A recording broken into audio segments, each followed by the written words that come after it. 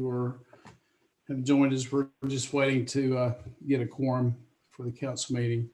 As soon as we do, I will call the meeting to order.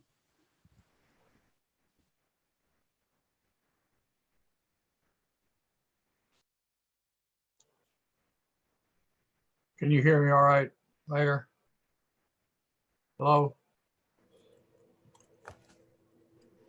I can't hear you. Hey, Mr. Joe. Hi, Sandy. Okay, We got I'm on board.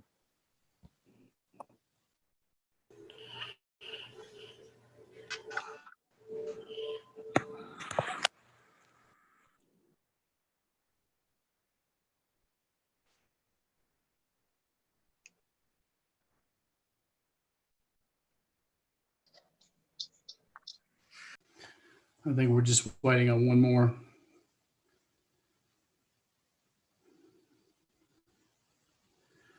So we'll probably get that person here shortly. So I'll just make an announcement or an update, I guess, on our water situation. We're still under a boil order for West Helena only for the West plant.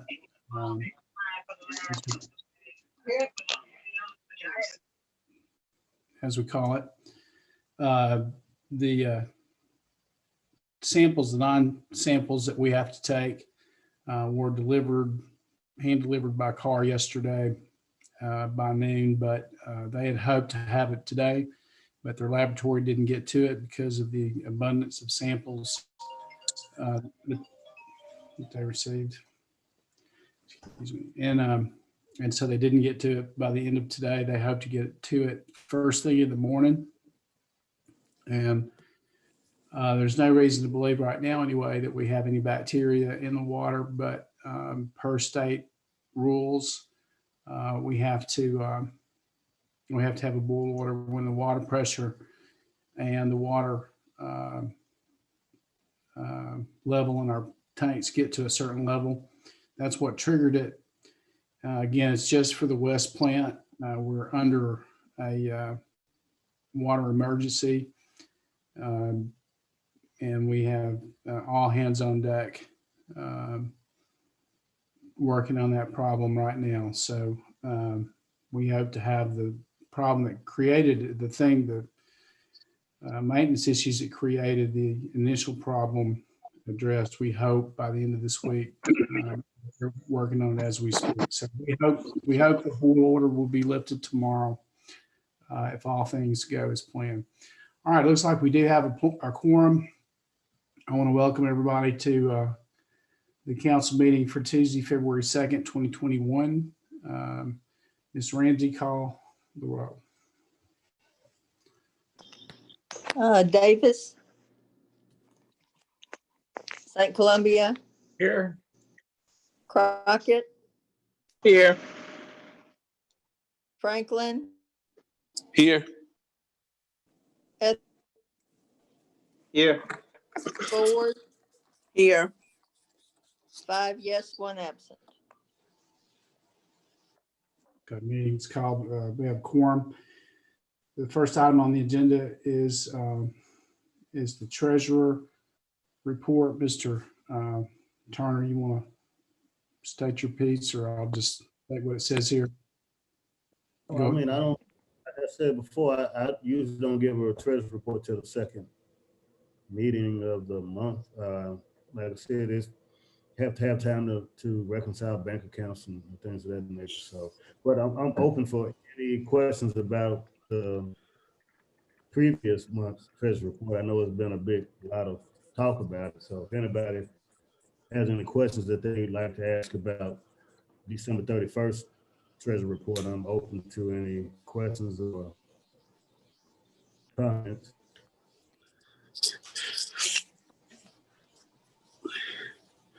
Questions on the treasury report or Mr.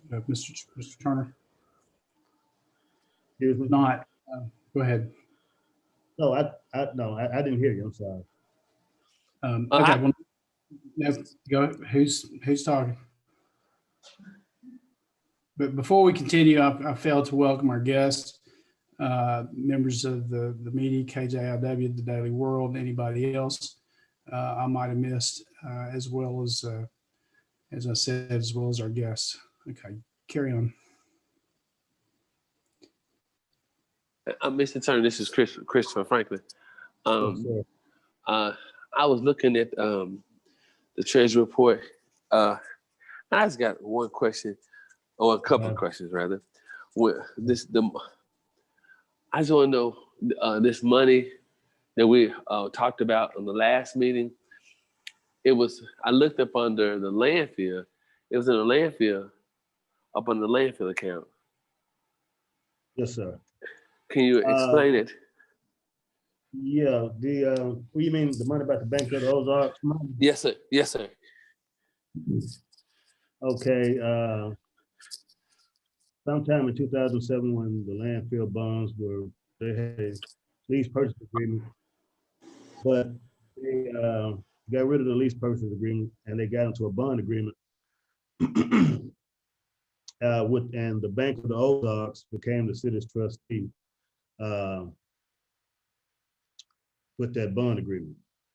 And so there were several accounts set up as part of that bond agreement. One is to pay the bonds off. One is the city sales tax money goes into the Bank of the Ozarks. It doesn't come into our general fund, but in accordance with the bond agreement. So it's actually counted as revenue in that landfill debt service account.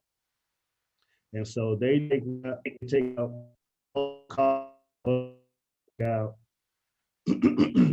excuse me, to cover the principal and the interest and other costs associated with the bond, and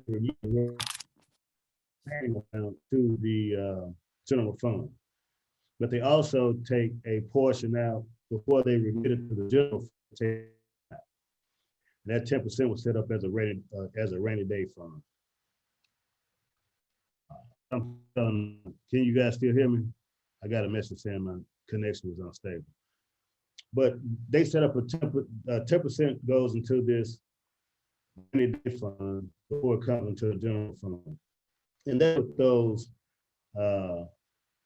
funds in that account primarily are. Approximately, we get about $200,000 a month from the 2 cent city sales tax that goes into that account. And approximately 10% of that goes into that sales tax reserve account. That averages around somewhere in the neighborhood $20,000 a month. Sometimes we take money out of that account to pay payroll and other bills. But recently, after we got rid of that going concern and, like I said, pay some of our old vendor payables, a little bit more money on hand in the general fund, and we use that reserve account less and less. So over the course of 2020, the account was accumulating about $20,000 a month on average. And then in November, we received the pandemic payment, the COVID relief aid, and that was $486,000. And so you had about $180 or so thousand in there before that. Then you get this huge one-time payment for the COVID Relief Act, which was close to $500,000. And we also received property tax that we get every year in the neighborhood of $200,000. And so the city clerk decided, we received the sales tax, the property tax money, and we were anticipating this huge workers' comp premium that we have to pay annually. Last year was $250,000. This year, I think the premium was $150,000 or $165,000. So in anticipation of these large bills, the workers' comp bill, the legal aid to the municipal league, which is somewhere in the neighborhood of $90,000. In anticipation of these large bills, we moved some of that money into the sales tax reserve account. And so that's how that money that's how we accumulated so much money in such a short amount of time. Let me I can tell you right how much money. It wasn't much in there. It was like $100,000, $100,000 in October. And so the bulk of that $770,000 that's in that account as of December 31st came from that $486,000 COVID relief payment. Okay, but in the last like in the last meeting we had, I asked about this money, and I was told that, I said, Mr. Turner, from not filling those positions in the police department, Yeah. and you said the money came from there. Some of the money came from there. Well, it's an accumulation, Mr. Franklin. There are multiple things. Like I said, a lot of the money that we were able to move, the sales tax, the property tax money that we were able to move into that account to help us pay the workers' comp premium, the savings from those police, from lack of having those police positions funded, well, Okay. that helped us to be able to move the money into that account. Okay. So okay. So can I? So by us not filling up, but no. By the mayor not instructing the chief to hire anybody, that's some of those savings in this account. Yes or no? I don't know if the mayor instructed the chief not to hire anybody, so I don't know that. Okay, let me put it this way. So we did have the funds available to hire those officers, right? Let me say this, Mr. Franklin. I'm saying I don't know if the mayor told the chief not to do that. Yes, sir. All I'm saying is that the unfilled positions, Okay. however they came to be, Yes, sir. the fact that we had unfilled positions allowed helped us save money. And so some of those funds were used to, we transferred some of those funds from the general fund back of the Ozarks account.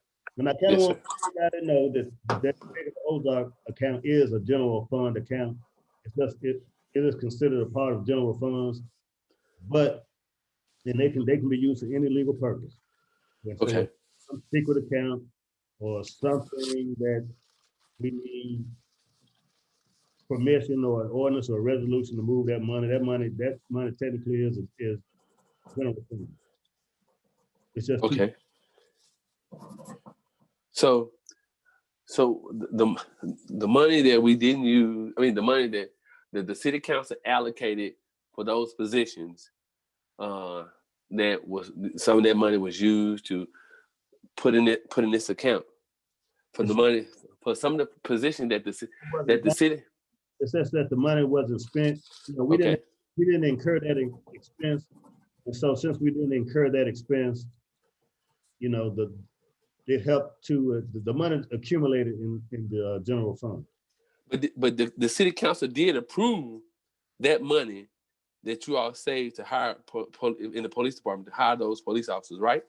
So you appropriated the funding for 32 police officers. Yes, sir. Okay. So we did that. Okay. So is there any other departments that had positions that were not filled that y'all decided that we'll take that money and put over here as well? Or this just the only department that it happened in?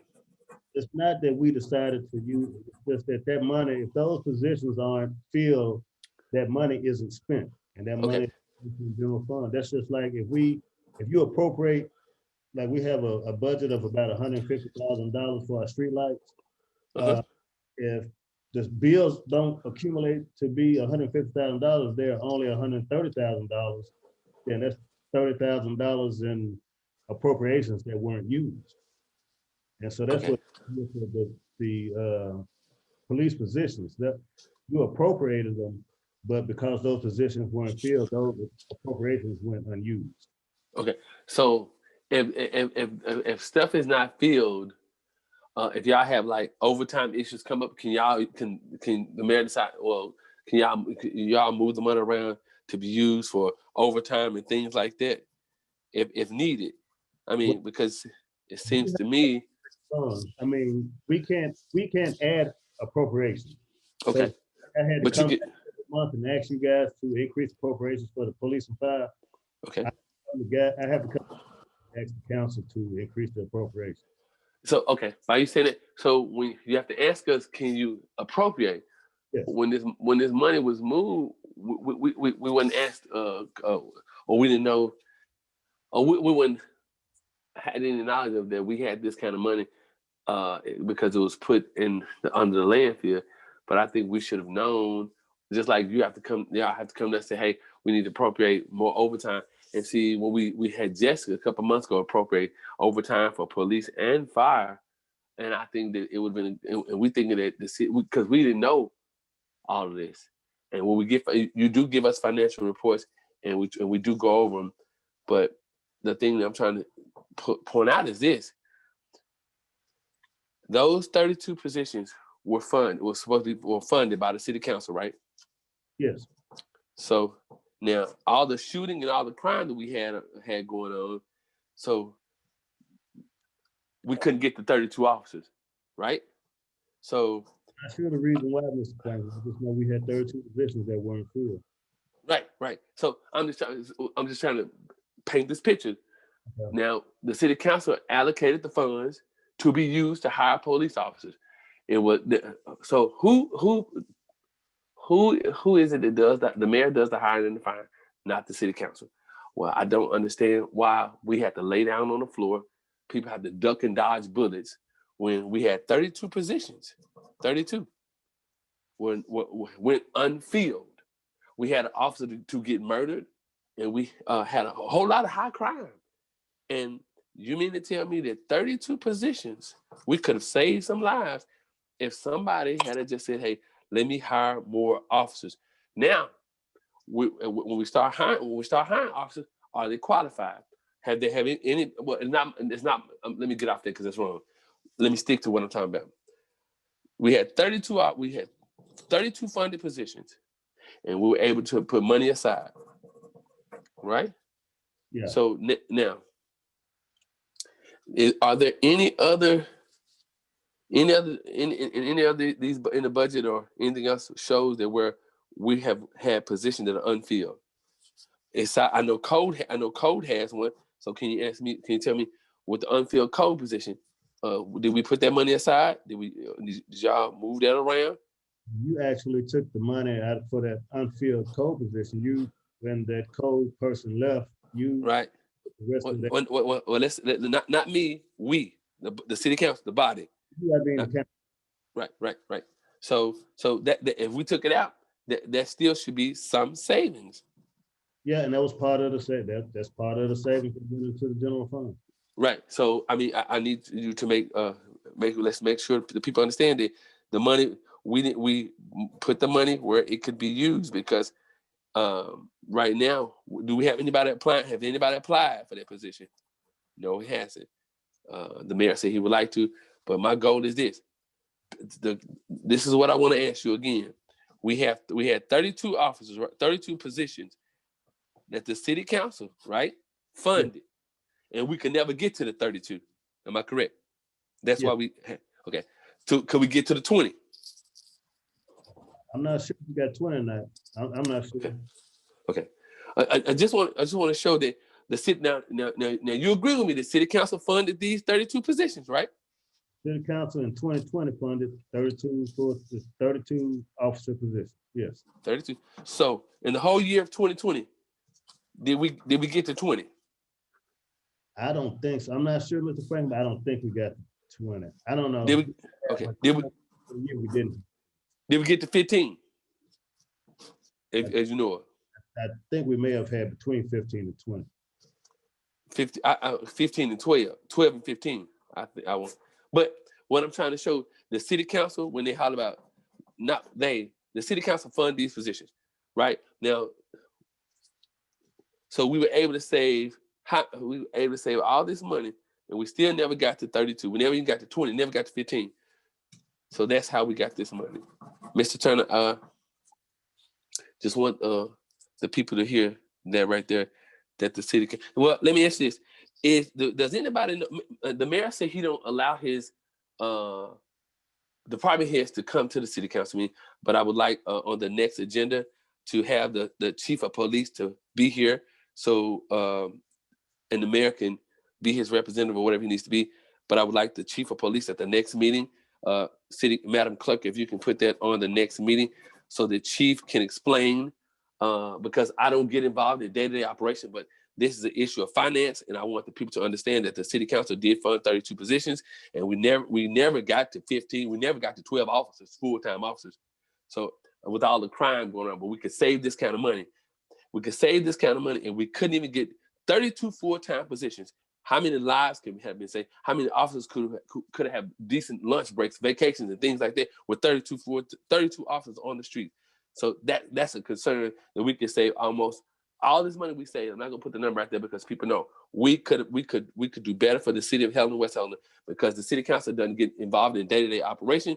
But this finance issue, when we couldn't even get it, we got 32 slotted positions and we could not even get 20 filled, not even 15, not even 12 filled. So that's the problem, Mr. Church. I thank you. I'll have some more questions next meeting, but Madam Clerk, if you will you put Chief Smith to be at the next meeting? And City Church, I thank you. Mayor, I thank you. I yield back to you all. Mr. Frank, can I add, I wanted to clarify something as far as appropriations, the increase in appropriations that you guys made throughout the year. Yes, sir. The increased appropriations weren't needed necessarily because we didn't have cash. We had the money to pay the overtime. Yes, sir. Lack of appropriations does not equal lack of cash or lack of money. Yes, sir. The money was there to pay them, but the city council has to actually authorize us to make the payments. And so, yeah, you may understand that, but I'm just saying that for the listening audience, the fact of the lack of appropriations does not necessarily mean that a lack of funding. And so the funds were available to pay those, but we needed the city council to increase the appropriation so that we could be police and firemen there overtime. So I just want to make that distinction. Yes, sir. And City Church, what I have you on, I was getting ready to end, but can you make sure that you tell the listening audience that the city council, all the overtime that they have accrued in police and fire in the department, that the city council has approved every drop of overtime when it was asked for this body to approve? Yes, sir. Yes, sir. So, I mean, and the city council, this current body has appropriated all the funds that each department needs to run efficiently. Yes, can you tell me if I'm telling the truth about that? For the 2020 budget, yeah. What about 20? Yes, sir, 2020. Mr. Turner, I thank you so much. I don't have anything else. And if I do, I'll try to wait till the end of the meeting. But I was writing as we were talking, trying to make sure that I went through everything that I had written down, trying to make sure because people in the group chat, people in the group chat that do a lot of talking, they don't think we see their their messages. And I want to remind them that we see their messages. So if they have questions, raise your hand, and I'll be happy to answer your questions for you in the group chat, because it's a lot of people that have questions and they think that they're in a private group, but the whole city council, the mayor, and everybody sees your comments. So be mindful of what you say in the group chat, because I will answer your question. If you raise your hand, I'll get permission from the mayor and ask the question for you. But I just want to make sure before I leave, Mr. Turner, so the city council has appropriated everything. We had 32 slots for the police department in 2020, right? Yeah. And we couldn't even get to the magic number of 15. We did not get. And we had an officer. Correct. We did not get. Yes, sir. And thank you so much, Mr. Turner. And I was just trying, because I'm worried about that, because we have gunshots all night in the community. I want to make sure that the people know that the city council is doing their job to make sure that we hire people, we have the funds available. The city council is doing their job, and we're trying to work to make sure this is a safe city. And we have somebody at the top of the food chain that didn't hire people in this dangerous times. So I thank you. No problem, Mr. Franklin. Okay. All right, moving on. If there are any other questions, Mr. Turner? All right, if moving on, we're going to move to our first ordinance. Waiving bidding to purchase the 10 police vehicles to be financed through government capital. Council has a copy. Mr. Valley, do you want to do this? Mr. Valley, you still? How's everyone doing this evening? I was making some edits to it. There's not edits to the context of it, but it's just edits for purpose of publication. This was a standard ordinance that was sent. The vehicles are to be purchased as state contracts, so you do not have to waive competitive bidding, but you do have to approve the agreement. This is an ordinance to approve the agreement with capital government financing, and that is the purpose. That is the purpose of the ordinance tonight, is to approve the actual purchase of it. The chief, it's been several meetings ago. We've had a bunch of meetings at that, but the chief presented a plan to purchase 10 vehicles, he and the mayor. And so this would authorize them to sign the contract, but the council must adopt the ordinance to do so.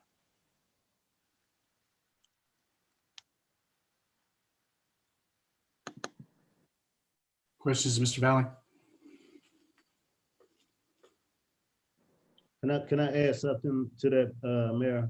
I remember that Mr. Etherly had a question a few weeks ago about financing and asked me what estimate I had used to estimate the amount of the debt service payments for police cars for the police department. I told him that I'd used $350,000 as an estimate. And so that's what is shown in the 2021 budget. I just want that, but the price of the cars came out to be $400,000 and some odd because of the other things that were added. I think it was the police package that was added. And so that wasn't included in my initial estimate for 2021. However, I think what was budgeted would be more than enough to cover the payments in 2021, because we won't receive the cars until probably June or July. And so because we do have that, we have pretty much over budgeted because we won't have to pay payments but half a year. I just want to make Mr. Etherly aware that that amount that was budgeted for, it was $350,000, but the price of the cars is about $100,000 more than that. But what's in the budget now should cover those debt service payments over the course of 2021.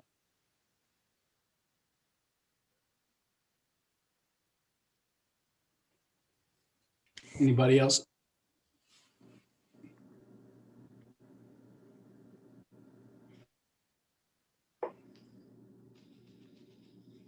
The question on the table is an ordinance waiving the bidding to purchase the 10 police vehicles to be financed through government capital. So move. Mr. Franklin, is your motion, excuse me, ma'am, Mr. Franklin, your motion to place on third and final reading the title only? Yes, sir. I'll second it. What's the ordinance number? Number 1. Ordinance number 1, 2021. Yes, sir. Moved by Mr. Franklin, seconded by Mr. St. Columbia. Any other questions or comments to put it on third and final reading? If not, call the roll. Etherly, Yes. Ford, Yes. Davis, Yes. Crockett, Yes. Franklin, Yes. St. Columbia, Yes, 5 yes, 6 yes. Okay, we need a motion to adopt it as well, Mr. Mayor. So move. Ordinance number 1. Mr. Franklin moves adoption of ordinance number 1 regarding the ordinance to purchase the 10 police vehicles and to waive bidding. Mr. St. Columbia seconds the motion. Any other discussion or questions on the motion? Call the roll.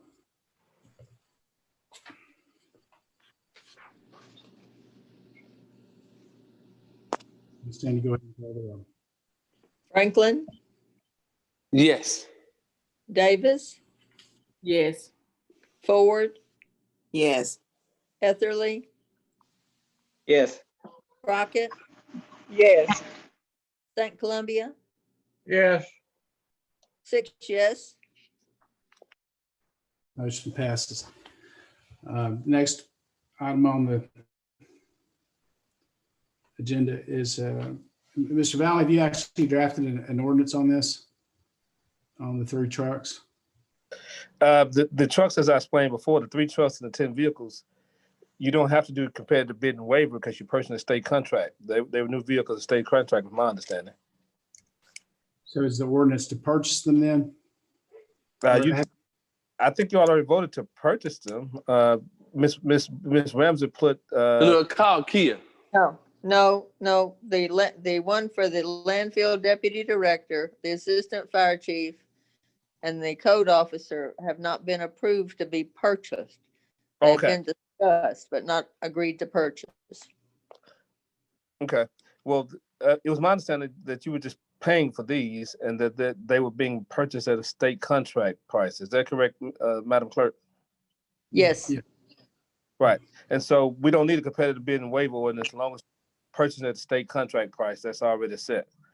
And so there's no competitive bidding as long as they offer the state contract price. So the question is, well, the city council wants to approve the purchase of the 3 vehicles. do we have to have an ordinance for purchase? No. What you're doing is oversetting it. It's over $5,000 beyond the mayor's spending limit, and there's there's the waiver is exempted because not waiver, competitive business is exempted because it is at the state contract price, and because it's the state contract price, the only thing you're doing is approving the financial portion of it as to authorizing the mayor to make the purchase. So we don't have to do a competitive bid and waiver or any of that because no bidding required because it's state contract price. But it is over $5,000, which is beyond the mayor's spending authority. And you all would need to pass authority to allow him to make those purchases at state contract prices. Without an ordinance? Yes, sir. It's just a matter of voice vote. As long as it's a new vehicle at state contract price, that's all that we require. Okay, we're paying cash. Is that correct? We're paying cash for this out of the general fund? No, sir, we plan to finance them. Okay, I have a question. The trucks that are sitting on the city's yard now, how was those paid for? Did we do state bid on those as well? Those were financed through Partners Bank. And the payment comes out of the water department. Okay, so the truck that for the code enforcement, it's gonna come out of the water department funds as well.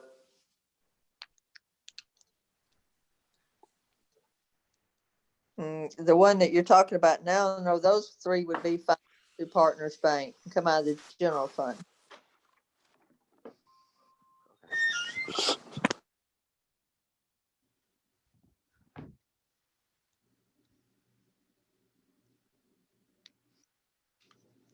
Any other questions about the matter on the table? Or 3 trucks. Let me be clear because I don't think I was in the beginning. 1 truck is for the landfill deputy director. The truck used by the previous director was given to the street department after he retired.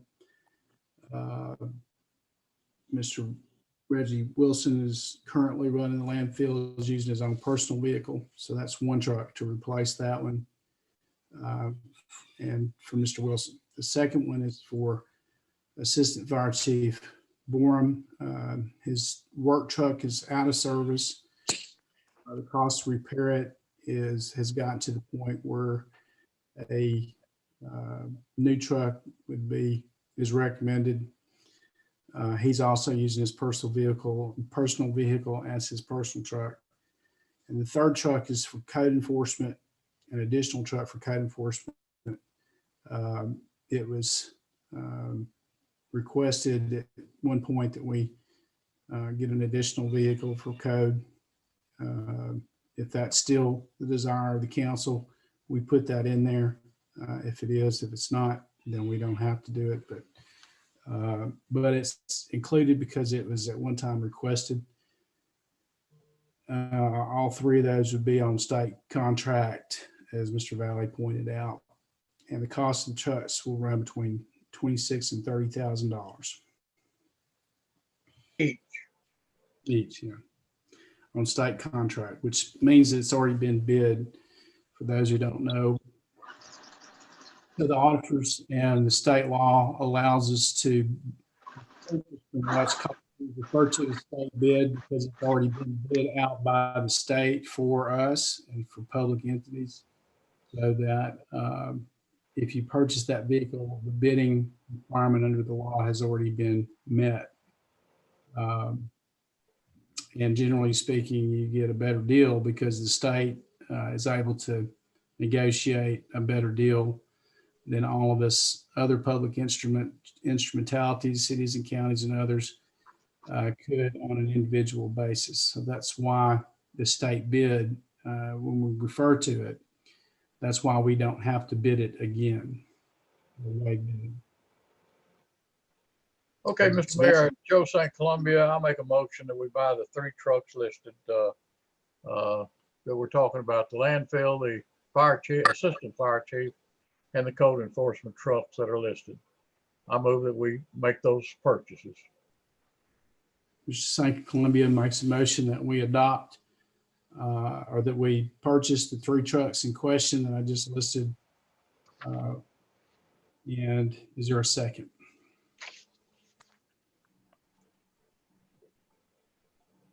Is there a second to Mr. St. Columbia's motion to purchase 3 trucks for the landfill, the fire department, and code enforcement? Second. Ms. Davis, I think, seconded that. Is there any, so there's a motion and second on the table, or any other discussion or questions Yes, sir. about the motion? Who is the truck that's for code? Who is it for? Well, it'll be for the other code enforcement officer. We For have the 2. third person? Well, actually, we hadn't hired the third person yet. That's something that we need to do. So actually, there will be 3 trucks there. There are 2 trucks there now, one new, one used. This would be an additional new one. So it would, based on seniority, person who's now. So both code officers would have new trucks. There would be a used truck that would be available for the third person that's not hired yet. And that's already there, the third one. I have Ms. a Davis. question. I have a question. Yes, ma'am. When we had the discussion about the purchase of the first coal truck, you told me that you had did it and it was nothing I could do about it. But anyway, that's not my discussion. I went back and we found the minutes from the meeting where the truck was approved. The first coal truck was approved and the minutes state that the truck was going to be purchased on the state contract for no more than $20,000, I think $300 and something for Mr. L. Gans. That's what's in the minutes. And the minutes are October the 20th, 2020. So since you said find it, I found it for you. Well, as I've said many times, we don't purchase trucks for people by name. We purchase trucks for positions and Okay, departments. but you purchased the truck that was not, we did not authorize that much of a purchase. It was, there's a price in there of 20,000. It's not even 21,000, and the truck that you purchased cost 27,000. So to me, that's like you purchased something that was not authorized. You can go back and look at October the 20th, 2020 minutes, and it's in there. Okay, I'll go back and review those minutes, but it was included with 2 water department trucks. Yeah, and that's another question. We purchasing trucks for everybody but the water company, and they were the first person to be approved. Actually, the 3 new trucks you see on that lot that was referred to earlier are for the water company, and that 2 of those trucks were included in that same motion as the truck for the code department. But I will go back and review those minutes. Say that again. But I'm saying we moving now to purchase trucks for landfill, another code enforcement truck, and a fire chief. When will the water company get the trucks that we already approved? They're on the lot. They're at City Hall right now. Is what I just said. They're there now. We just got them. How many are over there on the lot? If you just said 3 are on the lot for the water department, so you must be mistaken because you just said 3, but you named 4. Because if the three trucks go to the water department, that means code enforcement does not have a vehicle. The water department has 3 trucks. Mayor, that's what you just said. The trucks that are on the lot, the 3 trucks over there are for the water department. That's what you just said. Third truck. That's right, because that's accurate. And the third water truck was purchased with proceeds from insurance, as Okay. has been discussed before. So 2 of the water trucks that are on the lot. Mr. Franklin, let me finish. We purchased with the code enforcement truck in the same motion in October. They're on the lot. The third water truck, 3, the third water truck was purchased with proceeds from insurance. And if I said that incorrectly, Ms. Ramsey, correct me, but I think that's the case. So Yes. we need to take this off. Is that what? That's what I was thinking. Whole truck off if we've already approved it back in October. Why is it coming up again? It's only coming up again because we have 2 code enforcement officers, and it was our impression that Ms. Crockett wanted to get an additional truck for code enforcement. But we don't have to do it. We don't have to do any of it. Yes, we don't have to. I'm not asking you to buy another code enforcement truck. If that's your question, I'm not asking that tonight. It was something that was brought to the council, so we did include it in the 3. But you don't have to include that one for my sake. If you want to. So in the motion that Ms. Crockett made, was to get the truck for, and I know you just said we don't go by names, but the truck that the Mr. Williams had was perfectly fine. He drove it all into this time until Mr. Gant was the person who was requesting, who was driving his own personal vehicle. And I feel like, I feel like we talked about Mr. Gant, and that's who I was under the impression that we were getting the truck for, because Mr. Gant had gotten Mr. Strada's the truck that Mr. Strada had from the water department, because that truck actually came out of the water department for Mr. Ken. That was Ken Fertizzi's truck when he was here. So I thought that we was purchasing not for that much, because we normally go to West Horn and get a used truck for somebody, or we go to Jack's car lot and get one, so we don't have to spend so much money. But this person got a brand new truck. And also, while we're talking about these trucks, I think every truck, every vehicle that the city owns need to have some city logo or a stripe with city colors or something, so we can know these trucks, because a lot of these trucks are running in and out of the community, and some of these cars need to have something on it to let people know that this is the Department of Code, Water, Street, Sanitation, whatever the case. We need to have, if it's not a police car, because all those cars have light. Even some of these utility workers have police lights in their cars, and people are thinking that it's the police officers. We need to get everything did right to represent that department, so people can not feel like if there's some lights on the car, they think it's the police. So I think we need to get that together as well. But Mr. Mayor, I do remember Ms. Crockett making the motion to get Mr. Gant a vehicle, because he was in need, because he was driving his personal truck. Now here tonight you said the person at the landfill is driving their personal truck, but the code enforcement driving his personal truck probably last 8, 9 months, 10 months, or a year, and until it said he had to go to desk duty. Then, Mayor, you're saying it's not about it's not names, it's positions, but you call names with the other 2, but the last one, I mean, it's no name by it on the agenda, nor did you call a name. So I was just trying to find out who is the truck for. And if we've already voted to purchase the truck in October, why are we doing it again? Unless this is a different truck for a different person. I'm just trying to get an understanding because I did second the motion. If I may, It is the second truck, because the first truck that we voted on in October, $20,000. I understand now that but in the minutes, it states truck was Mr. They're saying we're not calling names. So now the truck with 27 plus $1,000, the other code enforcement.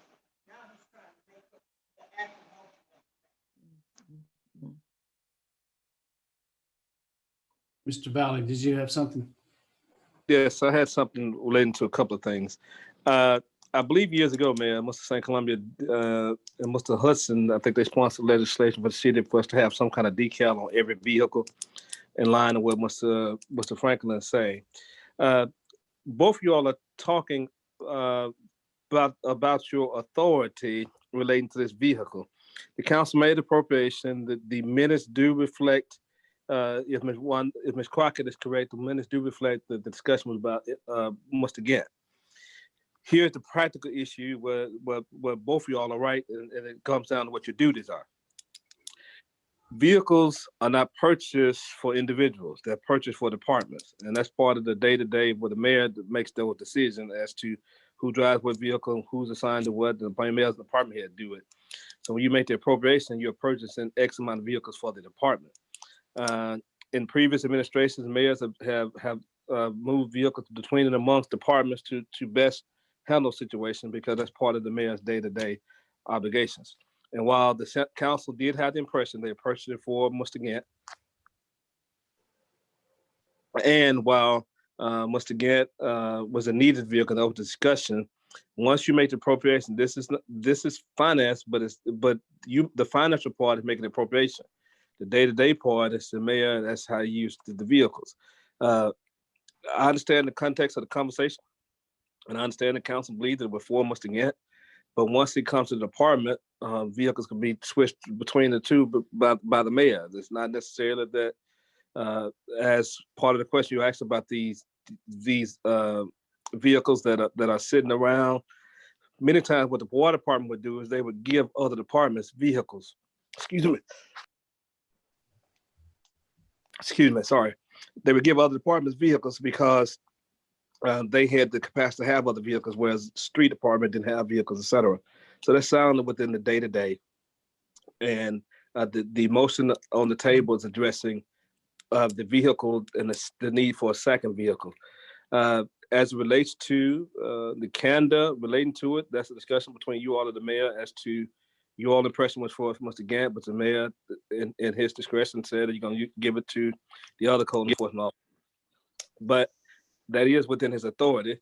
It is not what you all voted on, but when you all vote, you're not voting for an individual to receive the city's property. You're voting to give it to the department. So it's not designed for the vehicle, for the individual. So when you vote for vehicles for the courts, it's for the court's usage. And if they switch out which court officer has the vehicle, that's within the discretion of the department head. Or with the sanitation, street, and et cetera. Because things happen daily, and something can happen in one vehicle and say, well, I need to take you out of this vehicle, put you in this one. So the mayor has to have that, that type of discretion. So on the table, what you have is a second vehicle to be purchased for code enforcement and 2 other vehicles. That's what's on the table at this point. Attorney Valley, I understand that. I second the motion for a vehicle for code. Ms. Crockett said that we had already discussed and voted on a vehicle for code in October. My question is, once again, are we talking about the same vehicle or are we talking about a different vehicle? Is my understanding. I'm not trying to run the day-to-day operations. I really don't care.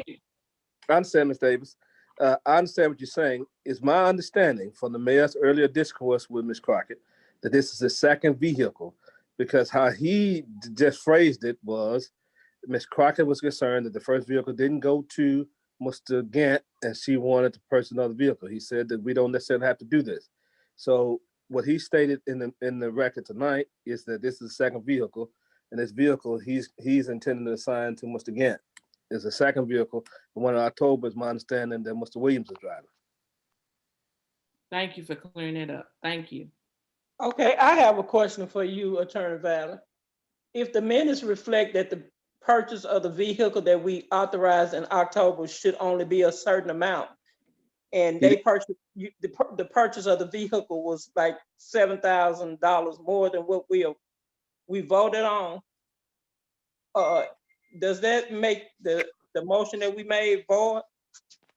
It doesn't make the motion void. It would mean that the mayor would have overspent his authority on that issue. Excuse me. Did you, I'm sorry, I have something in my throat. But what you have is an appropriation that's for a particular amount. Your appropriation, it was for a particular amount, and the appropriation is limited to $21,000. If he spent $27,000, then he would have overspent that. So we didn't look at the minutes, and the council, if it so chose, could ratify it. And if it wasn't authorized, then he would probably get written up in the audit. But he must have authority. It must have authority to spend the money. I don't have the minutes before me, but that's a discussion that you're having based on October. Based on October. So I shouldn't have ate that piece of candy because it's still in the back of my throat. I'm sorry. Mr. Valley, this is Miss Ramsey. Yes, ma'am. In October, the trucks that were available were 22,000. It took so long to decide what to do or to get them or anything. By the time we got over there were no $22,000 trucks left. As it stands right now, there are only 2 trucks as of yesterday left on the lot that are the 26,000. That's why I put it in there for 26 to 30. They may be able to get us some more $26,000 trucks, but it may not be for 4 or 5 months, is what the people at Landers told me, and they have the state contract. So that's why the truck that was bought for 26,000 is just like the water truck. Mr. Collier had picked out the $22,000 truck, but they didn't exist anymore on the lot. I understand all of that, Ms. Ramsey, but my thing is, if what we approved, if they didn't have them anymore, I feel that it should have been brought back to us to say, well, they don't have these trucks anymore, and we need to raise the price from $22,000 to $27,000 so that we can purchase the truck. I don't think that the mayor had the authority, and I might be wrong, but Mr. Battle, correct me, to just go and spend it because they didn't have the truck anymore. Ms. Crockett, you're correct. It should have been someone in the administration should have brought it back to the attention, said that this was what was approved, 22,000, and we need to ask for additional approval for the other portion. I'll make sure that I do that if there's nothing available from now on. Mr. Valley, does the same designation apply as a truck for the fire department and the landfill as with the code enforcement, that is just a truck for the department and not a designated person? The truck is for the department. Yes, ma'am. The truck is for the department, and the mayor and the department head has sound discretion as to who utilizes the trucks and how they utilize them, as long as they fall within the city policy. You have the city council doesn't say that we don't have a policy that says that when we appropriate it for these positions, it's for the department and a better use of the department. And there are things, the reason why that is, there are things that happen on a day-to-day basis that the city council would know. As Mr. Etherly eloquently stated before, that the only time the city council gets the chance to meet is here. at the city council meeting, and that's only twice a month. So you're not aware of every little thing that happens on a day-to-day basis. So when you make an appropriation, it is for the department. And I understand your understanding is that you're relying on the administration to say, well, Andre Valley needs a vehicle, so we appropriate vehicle for Andre Valley. But if the department head or the mayor decides that, well, we're going to use the vehicle in other ways, move it around, then that's within that sound discretion, because the vehicle does not belong to the person or the position. The vehicle belongs to the citizens and is used on behalf of the citizens for the effectual operation of that person in that function, in that position. I understand, but I just want to make sure that we don't use names in one department and we use names in the other department. Yes, I think we need to be clear and explicit in that. And I think that when you're having these discussions back and forth, both sides need to understand what the intent is. I understand the council's intent, and I'm not trying to frustrate your purpose. I understand your intent was to purchase a vehicle because you all felt that Mr. Gant was in need of a vehicle, and that's what was presented, and that's what you voted on. But once he gets to the administrative side, he's entitled to use the property to function. This is not property. I mean, this is not real property where you assign officers and et cetera. If this was something like assigning officers, the city council would get into that because it's real property. But as far as the personal property of the city, that still is within the mayor's bailiwick and under his authority and general jurisdiction once you make the appropriations. Mr. Valley, this Ms. Ramsey, Yes, ma'am. with regard to the markings of the truck, I'm getting a price from a sign company for permanent markings to be placed on all city vehicles and those in the police department that it would be allowed on. And there will be no magnetic signs on any city equipment or in any city vehicles. Be Thank you, permanent. Ms. Ramsey. Thank you, Ms. Ramsey. But I think the policy, right after consolidation, I think Mr. St. Columbia and Mr. Hudson and others were very, they were insisting on that all of this happens and it should happen. And that was a standing policy of the city that I think that as we purchase more and more vehicles and as vehicles are broken down, we haven't consistently been following, but that's been a policy of the city for quite some time. And Mr. St. Columbia was sponsor of that, if I recall right. Correct.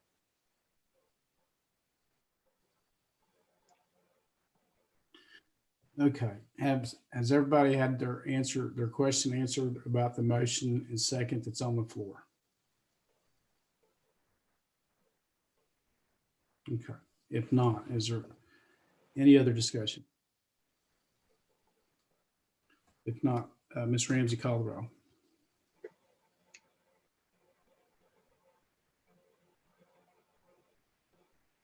Ms. Ramsey, call the roll. Etherly, Yes. Franklin, Yes. Forward, Yes. Crockett, Yes. St. Columbia, Yes. Davis. Yes.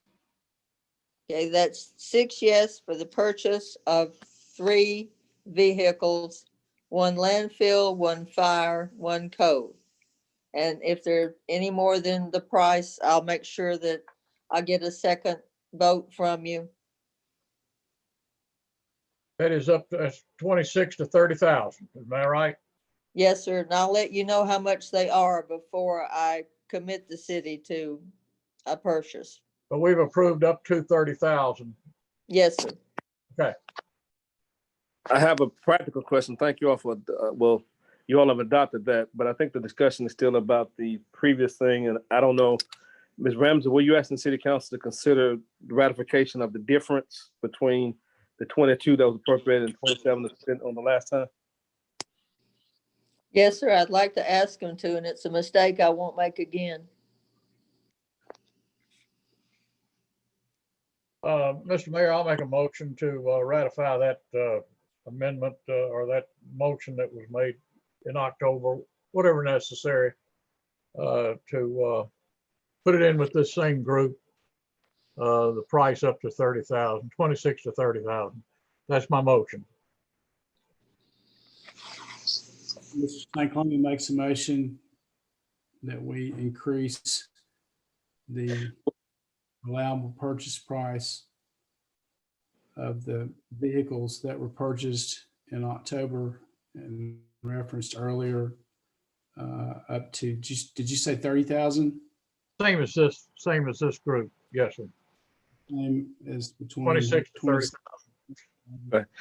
I think the proper motion is he's asking to ratify the purchase that was already made. It's my understanding that the certain amount were appropriated, but we went beyond that amount, and the city council does not have to ratify it, but the city council may ratify it. Ms. Ramsey is stating that she didn't consider it when the purchase was made. But that's the motion, is to ratify the purchase. I don't know if it's one vehicle or three vehicles. Ms. Ramsey would know, so that everybody be clear before you get a second. I know I'm interrupting the process, Mayor. I'm sorry, but I wanted clarity for the record, because you appropriate 22,000, and it's my understanding the record you already that was 27,000 spent versus 22, and currently right now that's been not approved by the council, and some administration will be written up for it because it was over the amount that was appropriated. But the city council does have a choice to ratify it or to deny the ratification. Okay, my motion is to ratify it up to the amount of 30,000 if we have to, whatever is necessary. Mr. St. Columbia moves that we ratify the earlier purchase up to $30,000. Mr. Etherly seconds the motion. Is there any discussion or questions about the motion? If not, call the roll. I have a question. Oh, okay. I have a question. In previous things we've done, we have it. It's a lot of things in the 20. No, that's okay. I'll answer city attorney later. I'm sorry, Ms. Rivers. Go ahead. St. Columbia, Yes. Franklin, Abstain. Crockett, No. Davis, Yes. Ford, Yes. Etherly. Yes. It's 4 yes, 1 abstention, 1 no. Thank you. Motion. Thank you. Thank you, Mr. Valley. Also, so the next item on the agenda, as set up on there. Well, Mr. Valley, you might want to talk about this too. I'm not sure, but there has been an ordinance before the council about the creation of a public works department, which would include the street and sanitation department and the landfill. Mr. Valley, is that ordinance still before, I guess, technically before this council? Yes, it's Yeah, still that- technically before this council. It was laid on the table and has never been addressed again. So there was an indefinite date that it been laid there. So yes, sir, it still would be. I know this is a new council technically, but it's still available for discussion. I know you're asking parliamentary, but it's still open for discussion, in my opinion. The issue I think that never resolved in it is the deputy directors and the levelization of that. The last discussion ended with whether to raise the base pay up to 45,000 or something. That's what the council hung up on, and we were looking at those things.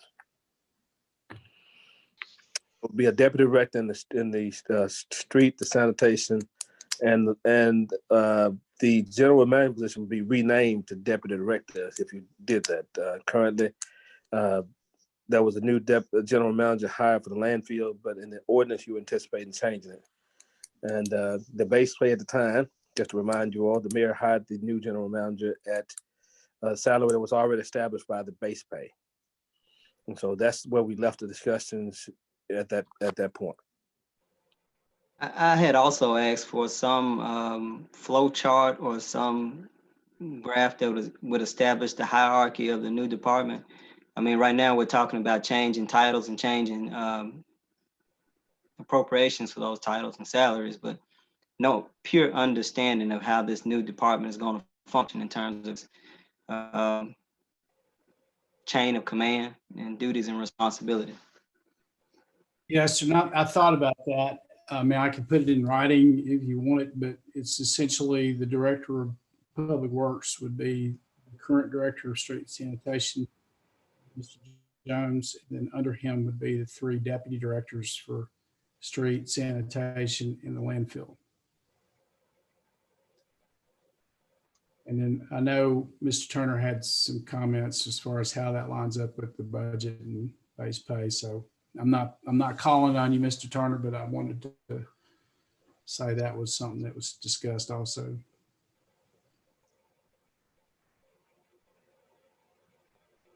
So Yeah, you need a motion for this to happen. Is that what you're saying now? We've kicked this around, I think, several times. Well, yes, sir. If we're going to do a public works department, we would need a motion to adopt the ordinance to create it officially. It's modeled after Clarksdale and other cities that have a public works department. I don't have the ordinance in front of me. Did we? Is this one that we've had published, Mr. Valley? Mr. St. Columbia, thank you. It's one that you've had for quite some time. I think we did. Okay. So it was, I'd have to go back and look at my email, but I think I sent it to you back then when we were discussing it. Excuse me. As relates to the flow chart, Mr. Ethel, I haven't prepared a flow chart. I was deferring to the mayor and the city treasurer. One of the practical questions that I think you raised at the last council meeting was not the last council meeting, but last time we discussed this, if someone's in the street and sanitation, would the people be cross-trained and et cetera? How does the hierarchy work? We know we have clear definition in the police and fire as to how they work, but the question that I think Mr. Ethel was trying to get from the mayor's office is the functionality below the 4 people that you've named. How does it function beneath there? I think that's the question, but I can't speak for Mr. Ethel. He is his question. Well, I do remember that discussion, and actually, the street sanitation department was combined under Mr. Jones early in my administration, and one of the primary reasons for that, at the time, we were under severe financial problems and in a bad position with the state, in danger of losing our state turn back. We owed a lot of money and we were losing money rapidly. So we were looking for ways to save money. One of those ways was to cross-train our CDL drivers between the boom trucks and the garbage trucks drivers. At the time, if I remember correctly, we had, I believe it was 5 CDLs in each department, and there were separate departments. And the CDLs in each department did not cross-train and did not drive each other's trucks. And we had the discussion about CDLs and all the rest of that. Well, Mr. Jones did cross-train, has cross-trained those CDL drivers already and done a lot to save the city and bring efficiencies to the city to help us with that financial crisis, and at the same time provide even more services. So even though there's an awful lot to do, there's no question about that. I don't think anybody could possibly disagree with that if you just drive around a little bit. But at the same time, there has been a lot done and accomplished in a short period of time, even on fewer resources. And that was accomplished primarily by one of the main reasons, if not the main reason, was by combining those two departments and cross-training CDL drivers and other positions to back each other up. So, we've already actually done this in practice with those two departments. As to how it relates with the landfill, the honest answer to that is because we only very recently filled the position at the landfill. I would say that the city and Mr. Jones and I and others have been doing everything we can to sort of get that place in shape. And now that Mr. Wilson is there, we're sort of assessing those opportunities, but I don't think they're quite as logical as they were between street and sanitation. So it's not, and it's also not something I feel comfortable imposing on anybody because, as you all know, the landfill is also highly regulated by federal and state laws. And so, but it's been a very big relief. Mr. Jones did an amazing job, and others at the landfill, considering the situation it was left in. And Mr. Wilson is now there on site and improving that. So I don't know if that answers your question. I think it's a little premature to cross-train people in the landfill, or at least I feel like it is, until Mr. Jones and Mr. Wilson kind of get a little bit further down the road with some of the other issues that we have. And one of those is the next item on our agenda, by the way. But as far as cross-training CDL drivers and street and sanitation, we actually did that a couple of years ago. Mr. Mayor, if I may address Mr. St. Columbia's question, the email that you were sent was on December the 14th with the updated draft of the Department of Public Works. That's the ordinance on that. If you would check your email, Mr. St. Columbia, for that day. And on December the 15th, Mr. Turner sent a proposed updated base pay. But this requires two ordinances because you need one to develop to create the department, and the other, Mr. Turner had prepared relating to the base pay because we needed the base pay for the new positions. But one was sent on December the 14th, 2020, one was sent on December 15th, 2020. The December 14th, 2020 is the ordinance creating the department, and the base pay was sent on December the 15th by Mr. Turner. Thank you, sir. Okay. You're welcome.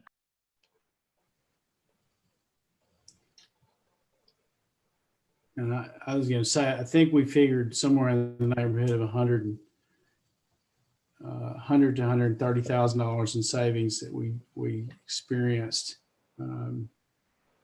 at least that we experienced in street sanitation and cross training. How much more savings we have with the landfill, I'm not sure about that, but the landfill is one of those that you want to invest in. It's basically a business. It's the biggest business that the city has. And so when you start your business and you don't invest in it, which has happened a lot because it's had to subsidize the city in many ways, amongst other issues that you all might know better than I because you were here for that. But nonetheless, I don't feel confident enough yet saying, what savings would be experienced at the landfill. But I do know that the management efficiencies there, and I'll give you one example. We have had problems at the landfill with all of the garbage trucks that come from not just our city, but all of our customers in our county and two other counties. And that was a matter of contention with other cities, but our own city uses that landfill. So our own garbage trucks go out there, and the conditions were difficult for everybody. It made it difficult on us. And we've straightened all of that out. We've straightened most of it out.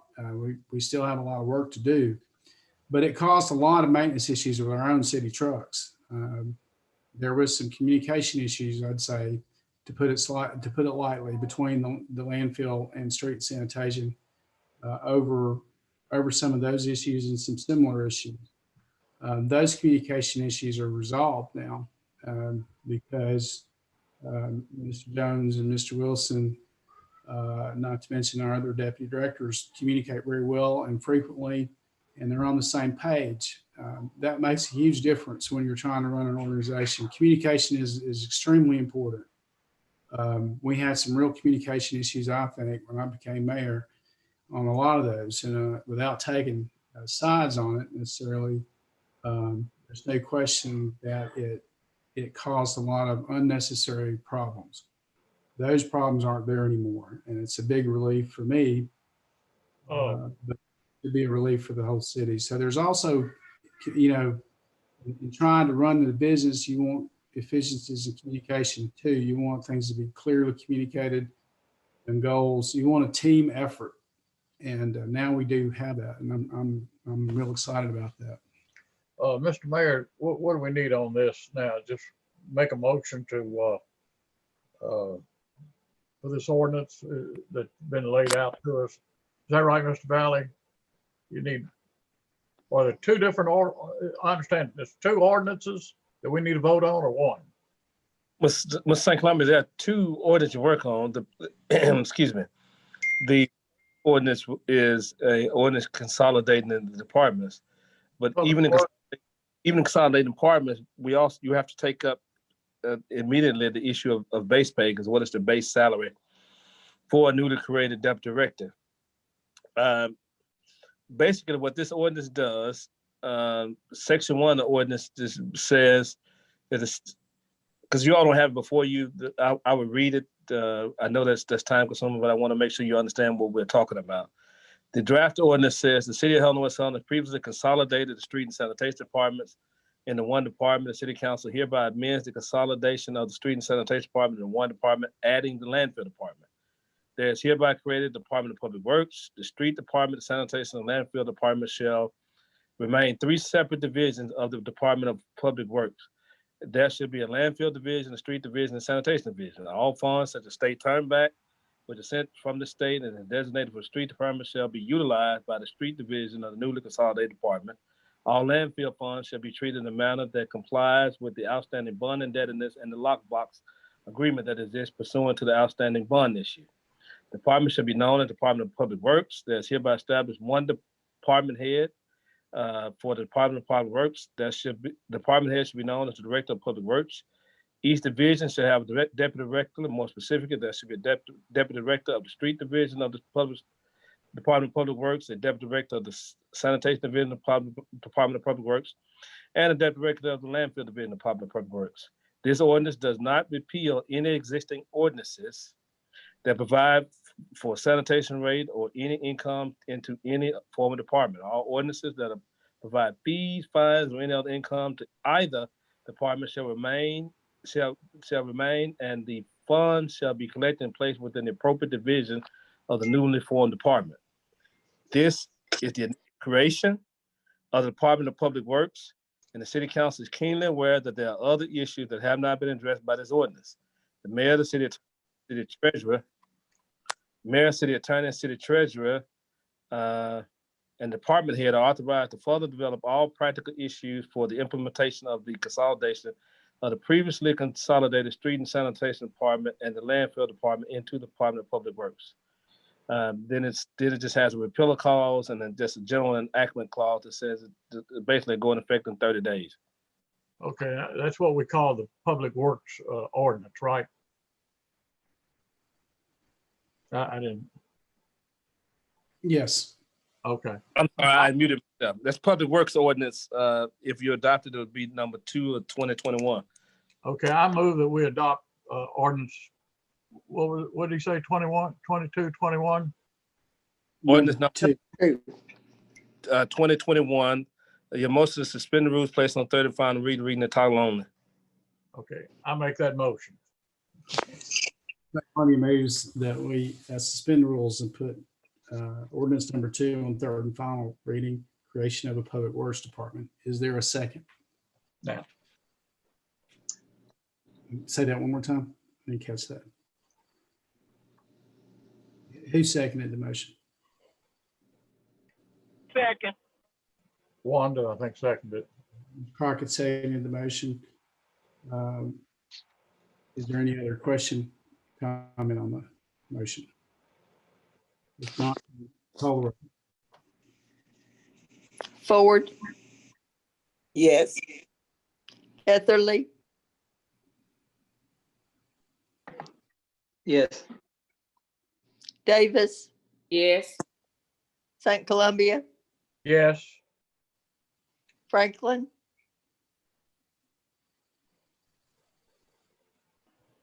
Crockett. Yes. Crockett. Yes. 6 Motion passes. The, So the, the next Mayor, is the base pay that Mr. Turner sent on December the 15th.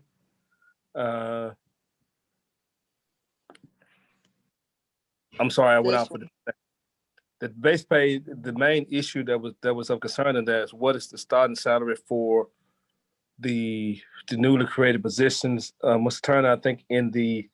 Turner, do you have that before you now? I think he suggested a salary of $35,000 as a base pay salary. The issue that you all discussed, separate from that, is what should be the salaries of the current 2 deputy directors. That you just passed ordinance so that they will now be deputy directors in this department, and that's where that's where we left off at that point.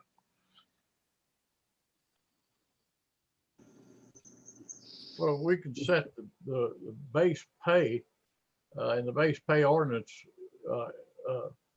any amount, I think, can't we? It doesn't have to be what he would be getting now or.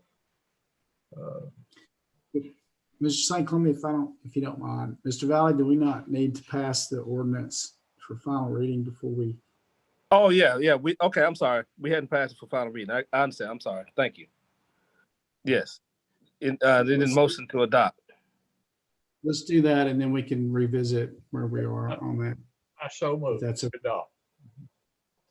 Mr. St. Columbia moves final adoption of ordinance number 2, 2021, the creation of a public works department. Is there a second? Second. Ms. Crockett seconds the motion. Any other discussion or questions? Not, call the roll. Etherly. Mr. Etherly. Yes. Yes.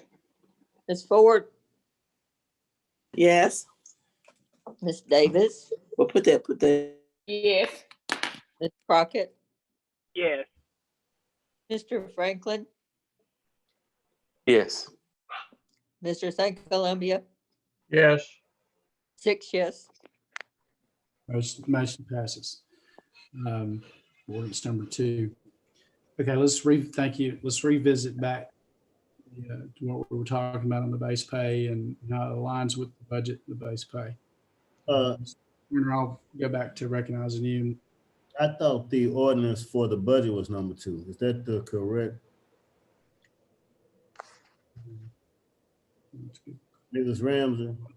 We did number 1, the ordinance for the I thought vehicles. the budget was passed by resolution. The budget was passed by resolution. Okay, You're talking about the truck. okay, That wasn't an ordinance. okay, yeah, that's right. Okay, I found the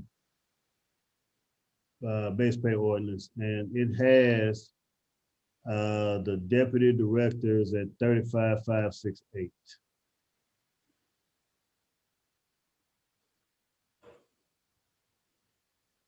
At that particular time, when I did this ordinance, it was suggested that the deputy director of the landfills base pay would be $15,000.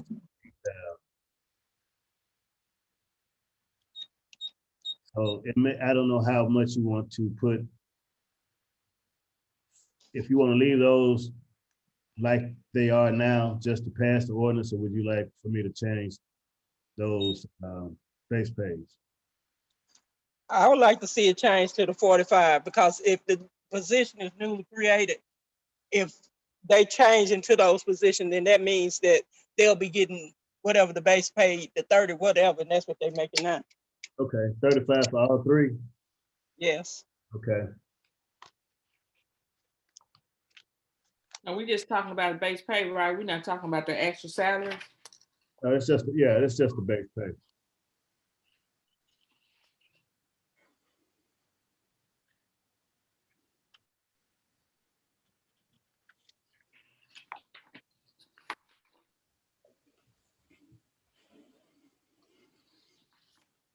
So, other questions of or Mr. Turner? Well, so we would need to amend the base pay, Mr. Turner. Yeah, the base pay that I sent on the 15th has $35,000 for the deputy directors, 35,568 for the street and the sanitation deputy director, and 48 for the landfill deputy director.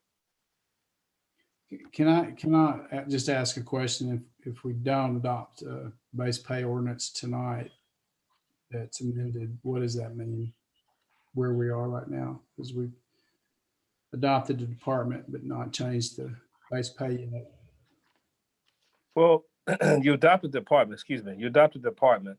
They still have the salaries that they have, because basically what we're doing by ordinance, we're just grafting in the former department into this department. So their salary will still be the same. The base pay, unless it raises their salary, the base pay would not affect their salary unless it raises it, because the way the ordinance is written is just you're bringing the other department into this one.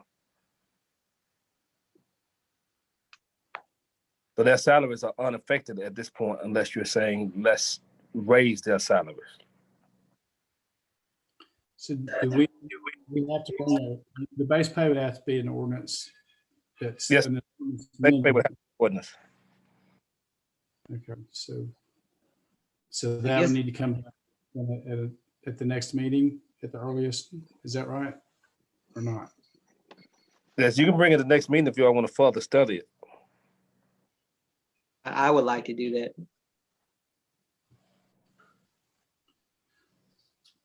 I agree. Okay. So if there's no objection, then do we want to prepare an ordinance for the next meeting or to bring it up on the agenda for the next meeting? I think that'd be what we need to do. Yes, sir. Are you saying prepare our ordinance? Well, that's what I'm asking. Do you want to prepare one or do you want to put it on the agenda to discuss it at the next meeting?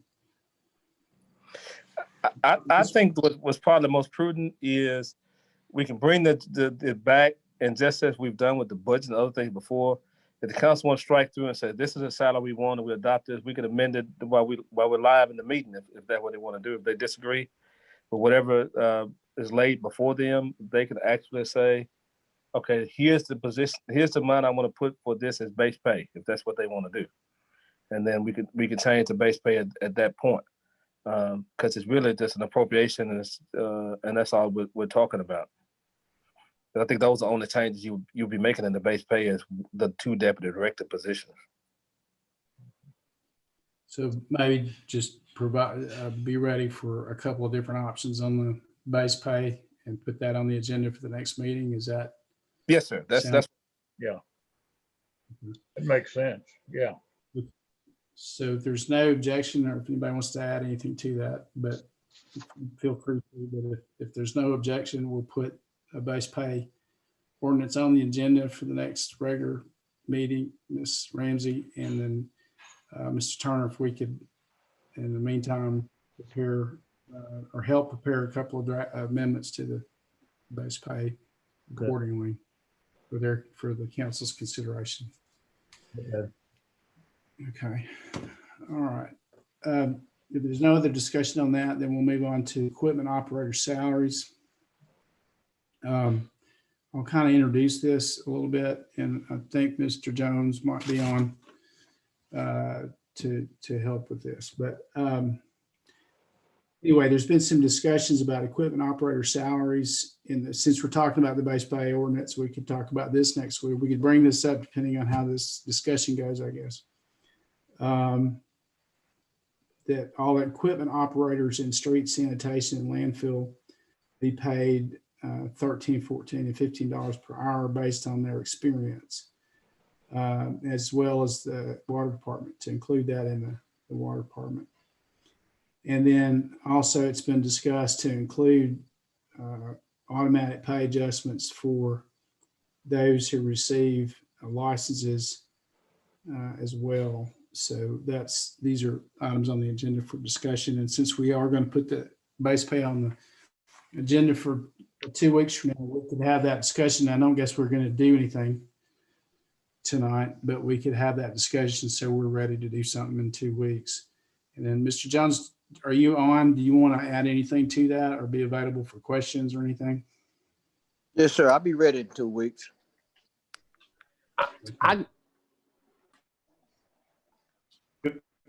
Go ahead, whoever that was. That was me, Chris Franklin. I don't. Now I had asked that months ago because you have people all over the department doing operating heavy equipment. I mean, if I see no problem with it. They waited this long. I would like to see us go ahead and move forward with it because it's some folks who can operate heavy equipment that has been doing the city of service, and I think if they track hole, backhoe, or whatever, doze or whatever, I think we should bring all our heavy equipment operators to a decent salary to keep them because they can go work for. Well, that's just me. If I can get a second, I'd like to see them see us take action on that tonight instead of waiting. I mean, if we have to. Yeah, I agree with you, Mr. Franklin, because right now we're advertising for equipment operator right now. And at a lesser pay under $13, it's gonna be hard to find an equipment operator.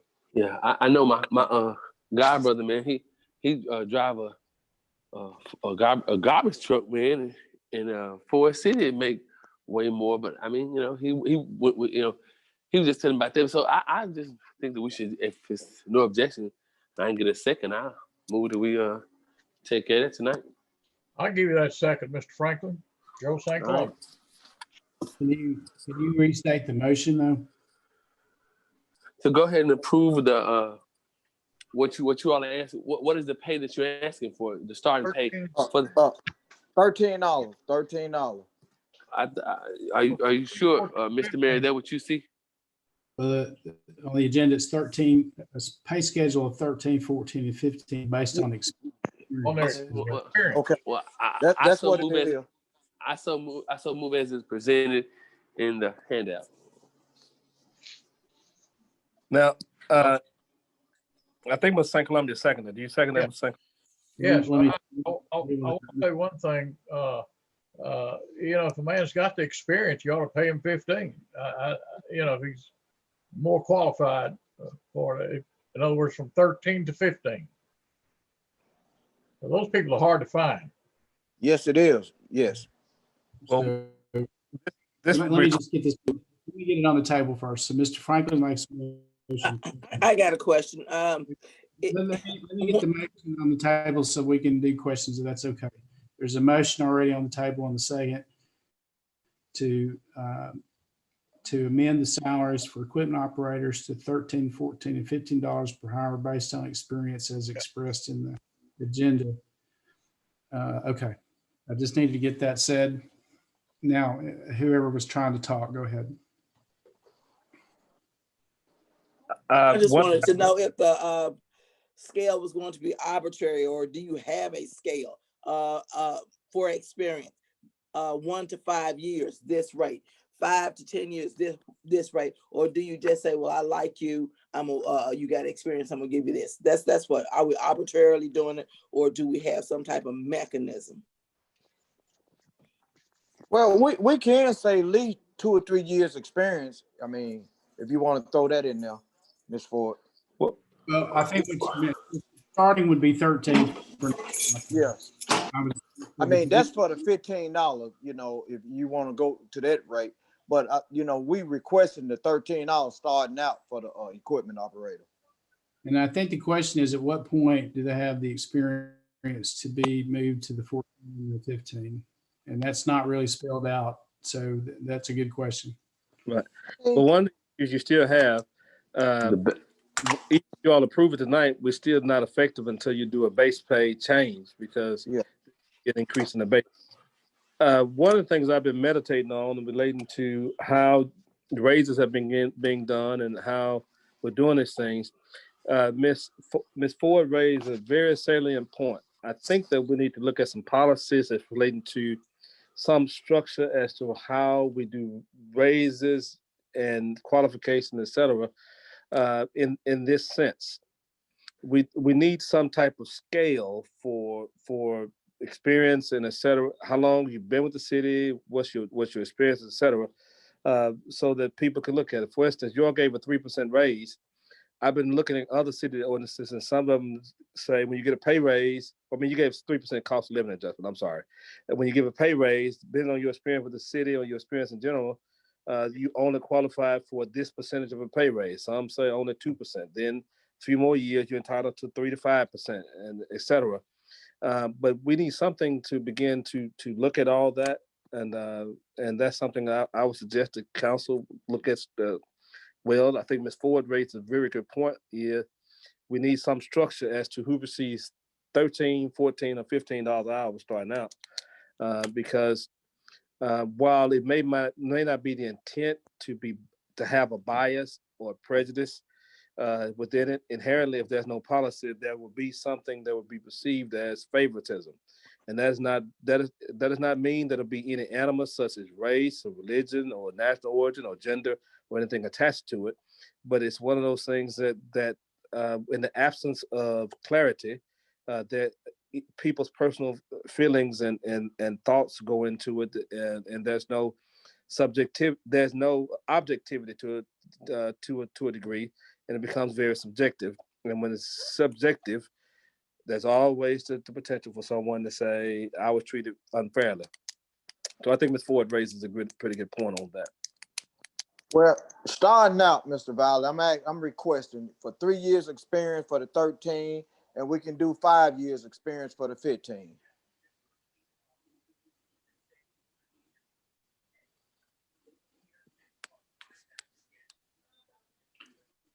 I mean, we don't went there waiting, to hire equipment operator. We done went just about a whole year, and it's hard to even find someone now just with CDL license.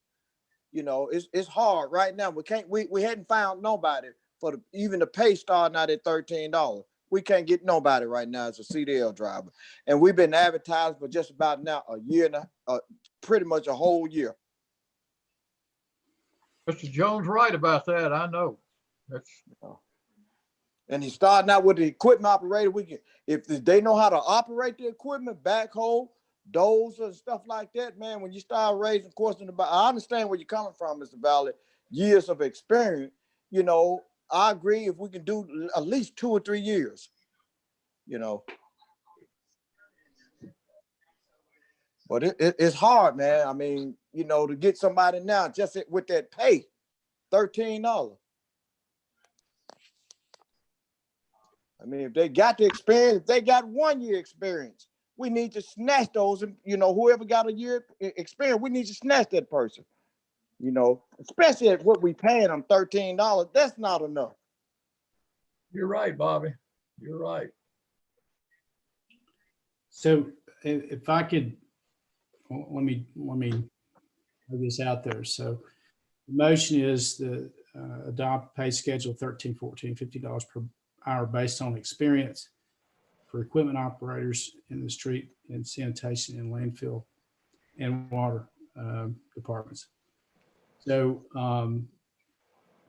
Mr. Jones, I believe, suggested $13 starting, 2 years of experience, 14. Is that what you said, Mr. Jones? 13, 14. I mean, even if, let me rephrase that. 13, 14, if they got a year experience. I mean, even with CDL driver license, like I said, if someone come in there and just graduated from school, we ought to snatch that individual. Like I say, it's hard to get anybody with what we paying them. Especially these guys being cross-trained to work multiple departments. If they got the license, they already qualify. That's right. Yeah. And what about the experience level for the 15? Well, we'll go with 3 years. So starting at 13, 2 years at 14, 3 years at 15. Yes, sir. If you want to do it that way, yes, sir. Mr. Jones, I have a practical question for you. What does the market bear? What is the market for these equipment operators? What do they generally make? What is the going salary for equipment operator? Right now, are you talking about within our department? No, sir. You're saying the problem you're having is that the salary, you can't get Well, okay, equipment. yeah, $18, $19 an hour, Mr. That's Valley. right. That's right. $18 to $19 an hour. And y'all I can look it up. The practical question I got is then, I'm not a city council member, but is $15 an hour going to be sufficient? I think you ought to discuss that if they still can leave and go work at $18 an hour. What? But I'm not trying to upset the discussion, but it seems to me that you're saying that you were trying to hire people, keep people based on what the market bears. And so that's what my question was. What is the market bear? It's 13. Are we gonna come back 6 months from now and you say I can't hire anybody because the market is higher than this? That's no. I mean, if we can get someone to accept what we offering them, Mr. Valley, I mean, if they accept it, then let's give it to them. You know, that's what I'm saying. You know, you mentioned about the experience with the $13 1 year experience, 14 2 year, 15 3. You know, if they don't want to accept that, then there's no more we can do.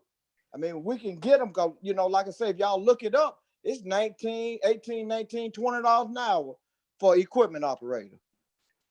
And Yeah, you don't want to go there especially when you mention CDL driver. You know, I'd like to say also those companies that are paying $18, $17, $18, $19, they don't pay their health insurance either. We pay 100% of our employees' health insurance. That's attractive. That's a bonus that they get by coming to work for the city. That's something else we got work to handle. We're giving them more than 13, more than 14, more than 15 when you spending. Look at the fringe that we paying them for the health insurance. You're right, Mr. Frank Columbia. We paying them more than that. And retirement. Yes, sir. Yes, sir. We're equal when we go up to about $15, $14, $15. Yes, sir. Well, this is what I got to say about it. I think what we should do, I mean, whatever y'all say is fine, but that's why we've always talked about an evaluation chart. You give a person a chance to prove themselves by evaluations. If we don't, and with all the departments, I've been on the city council for 10 years, and all I've been saying is, well, 12, all I've been saying is this. We need to have a form of evaluation. The department heads evaluate their employees. The department head then brings it back to the mayor. The mayor brings it back to, hey, listen, well, this is the evaluation. When they're 6 months, a yearly evaluation, brings it back to the mayor. The mayor said, well, hey, listen, I know we can improve this. We got this person here who has this experience. They've done this. I would like to see us go forward because they have met the qualifications and did everything that the department head asked of them. Their attendance is good. They haven't damaged any equipment. I'd like to see us, move them up to the next slot. Each department, that's police, fire, water, streets, all departments should have the department head should communicate to the mayor. And that's why we should have when the mayor had department head meetings, the department head should say, hey, listen, this is what I got for this month. And from that, it comes to the city council to say, hey, listen, since you all over finances, I got a couple of people who have this is their anniversary day, their yearly day, and I want to see, can we give them $1, not $1. We need to have a chart, 10 cents to 20 cents to 50 cents is the highest we can give, instead of saying, oh, I think we should get this, and that. The mayor should get with his department heads in a department head meeting and say, hey, listen, I need you to have, if you got some people who need to be evaluated, need to evaluate your people, have them evaluated and have them on my desk by the next department head meeting so I can communicate that with the city council that we're going to deal with this finance and try to give people a raise, and have to have a chain that it goes through. So when it comes to us, we don't have these long discussions, because I understand that CDL drivers are valuable, forklift drivers are valuable, and all machine operators are valuable. But right now, I wish that we could just work on something to make sure that we can get people evaluated, because we got people who've been working for the city 40 years and making the new minimum wage. I mean, we have to give people some incentive to say we can't afford a lot, but if you look at the salaries that we be giving out, $40,000, $50,000, $60,000, $70,000, if we can give one person to run a department that kind of money, we ought to be able to say, look, we ought to try to look at the people who work up under that person. I understand that you always say we pay health insurance. That sweetens the pot a little bit, but if it's just me and I got a family, the city takes care of the employee, and I think the employee takes care of the family once they add on to the insurance. But by that being said, we have to advertise those things and try to make sure that we have some kind of financial chart. The mayor should say, hey, I'm going to get with the city. The department head should get with the mayor and say, hey, we're going to work with a chart to get together to see how are they standard, above average, or exceed, or below average. You got to have some kind of pay chart, evaluation chart, to say this is what I would like to see happen. And instead of us coming in with these large numbers, and you start looking at it, if you're paying the heavy equipment operators this, then you have to look at what you're paying. You want to stand up? What you paying? Hey, Mr. Franklin, I mean, somebody's why don't we try this? Y'all. I mean, it's up to y'all. Try to put enough money in each department when it come down to raises, and once that money gone, then it's over with, and let the department head issue that money out based on evaluations and stuff like that.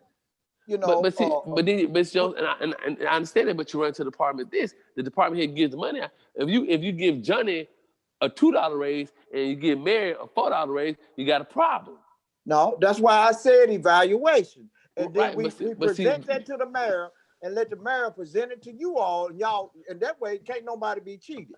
Well, that's what we got a man been there 15 years, and we've got another guy been there 3 years. He come in, let's base it on that, and base it on that man who been there 15 years. Mr. Jones, that's what I'm saying. Everybody get the same pay. Well, that's what I'm saying, Mr. Jones. Yes. We should have been doing that, and I think since I've been here, and Ms. Ford has reiterated on several occasions. But I think that the department head and the mayor should get together and figure out how they want to work this. Because I don't want nobody to say the city council is getting into day-to-day operations. So it all falls back on the department head and the mayor. They have to come up with a plan and present to us so we can approve it. Yes, well, yes. If I may, I can get us back on track. I'll address some of that later. But Mr. Franklin, would you be amenable to 13 in your motion? $13 starting pay for 1 year, $14 for 2 years experience, and $15 for 3 years of experience for equipment operators in the street, sanitation, landfill, and water departments. Does that sound reasonable? Or if not, Mayor, that sounds reasonable, but I want to make sure that everybody else is fine with it. I'm just one person, but I'm fine with that. And if the person that made the second, if he's fine with it, and if the body's fine with it, I'm fine with it. I just want to make sure that people get what they need to have. But I'm fine with that. okay. now let's I still. have a question. Okay. And my question is, y'all saying that for 1 year experience, you're going to make $13.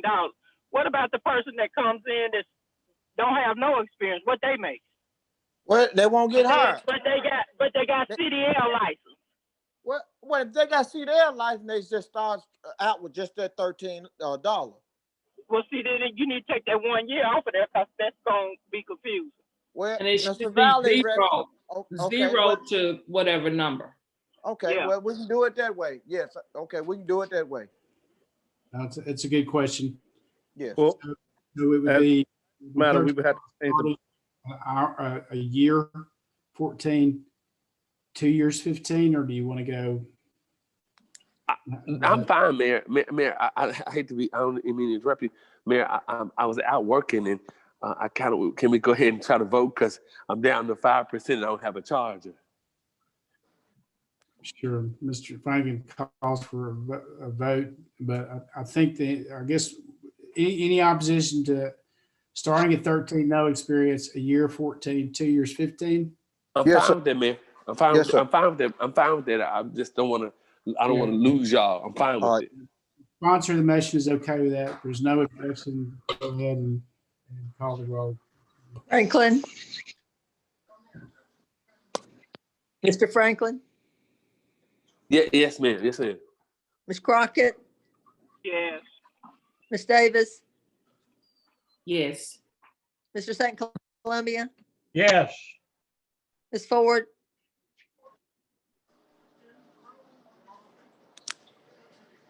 Mr. Etherly, Yes. Ms. Ford. Okay, that's 5 yes, 1 absent. Then I got one more question, y'all. One more, and I'm through. Mr. Jones. I got a secretary No, back wait, and before you forth go, to the landfill. Oh, Mr. Jones, hold on a second. Okay. Just a general reminder, this still is not effective until we change the base pay in 2 weeks. Yes, Just sir. for that. Well, wouldn't it be effective for those already equipment operators? But he said for if they have, yes, it would be effective for those that's already working. Yes, it would be effective. But if you talking to new hires, you'd have the base pay. Right. Right. Turner, if you could make a note of that for next week or 2 weeks when we talk about base pay. But And Mr. Jones, I interrupted you. Go ahead. Look, I got a secretary, y'all. We did mention cross training. Now she's back and forth at the landfill, and a lot of times Miss Scarlett at the landfill have to leave and take off, and we ain't giving this woman nothing, you know. And I'm trying to see if we can get an office manager, you know, just handle the land back and forth to the landfill and back and forth to the sanitation department. I mean, she's at $11. If I can bring that up, $11, but she's taking on 2 jobs. And trust me, I need her, especially out there at that landfill. And I'm asking to put her at $13. Mr. Jones, will you repeat? You said she's going from where to where? Back, she's working the sanitation department, secretary of the sanitation department, and she's going out at the landfill. She's working out there. And like I said, trust me, we need her at that landfill. We just need to just get somebody in charge to be an office manager, to be back and forth.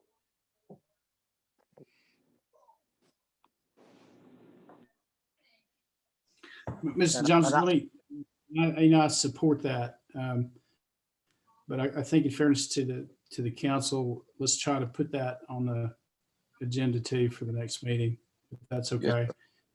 And then we can maybe get them more information and be a little bit better prepared. But I think that was in the budget at one point, and we might just want to discuss all that in 2 weeks. So I would say, if there's no objection, that we just put it on the next agenda in 2 weeks to discuss. I guess we might as well discuss the raises at that point that we deferred when we approved the budget last night, unless there's objection to that.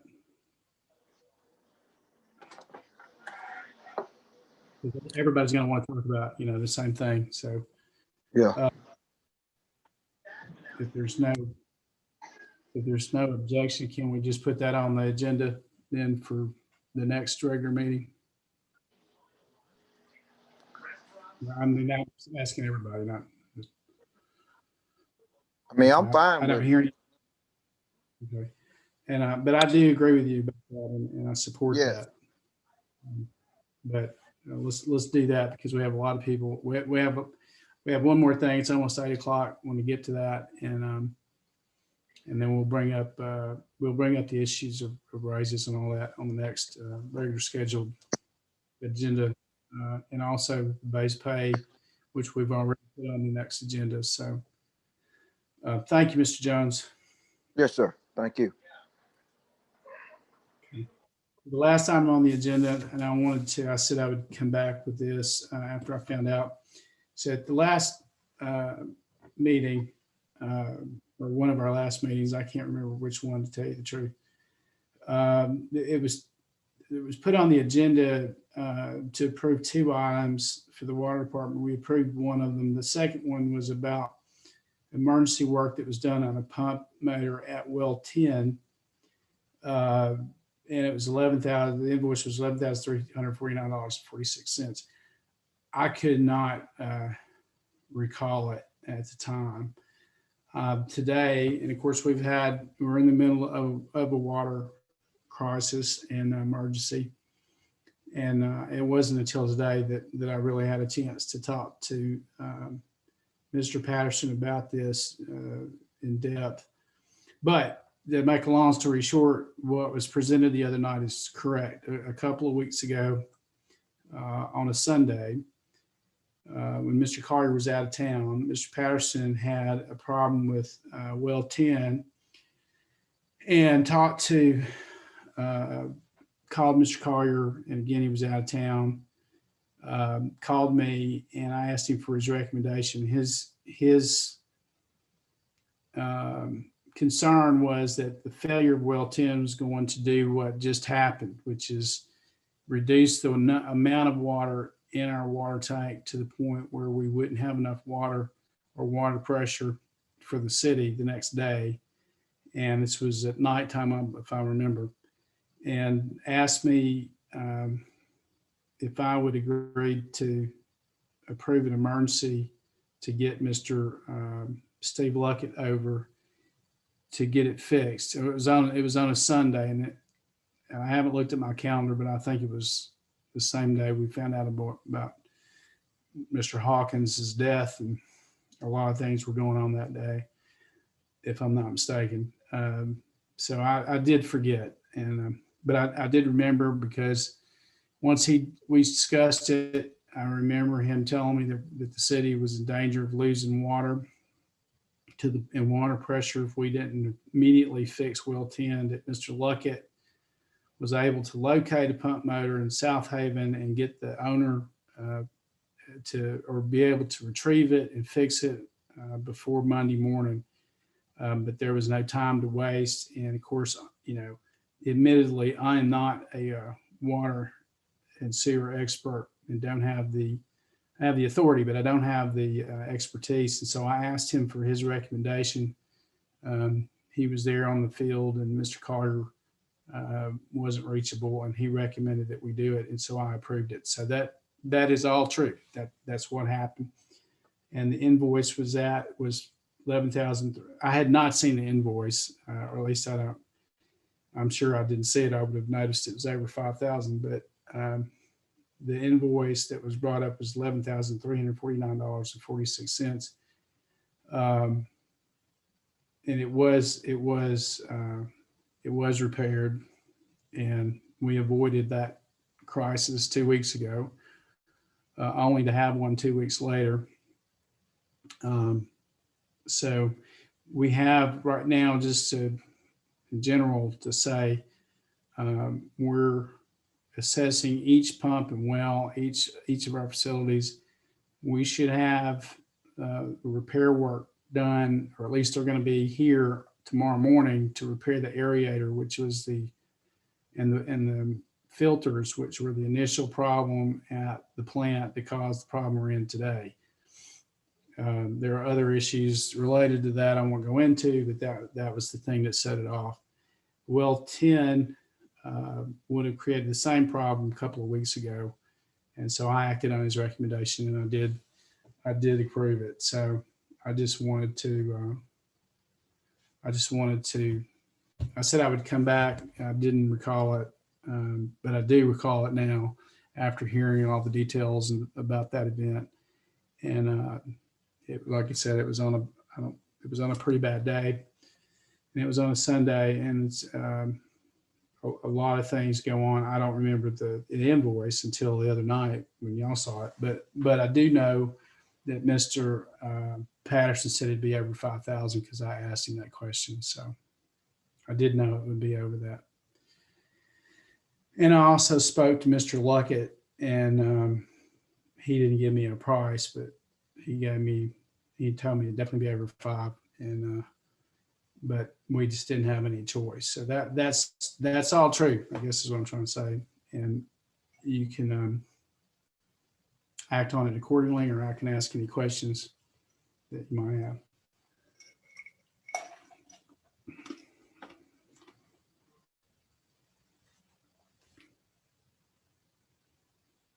So any questions about that? I would prefer a motion to approve the expenditure or the payment for the invoice. Mr. Luckett is also doing a lot of work to save us right now. Mr. Luckett is one of our biggest vendors and has been for some time. And so we want to keep our vendors paid. Anyway, that's the circumstances. And I guess, what is your pleasure would be the question.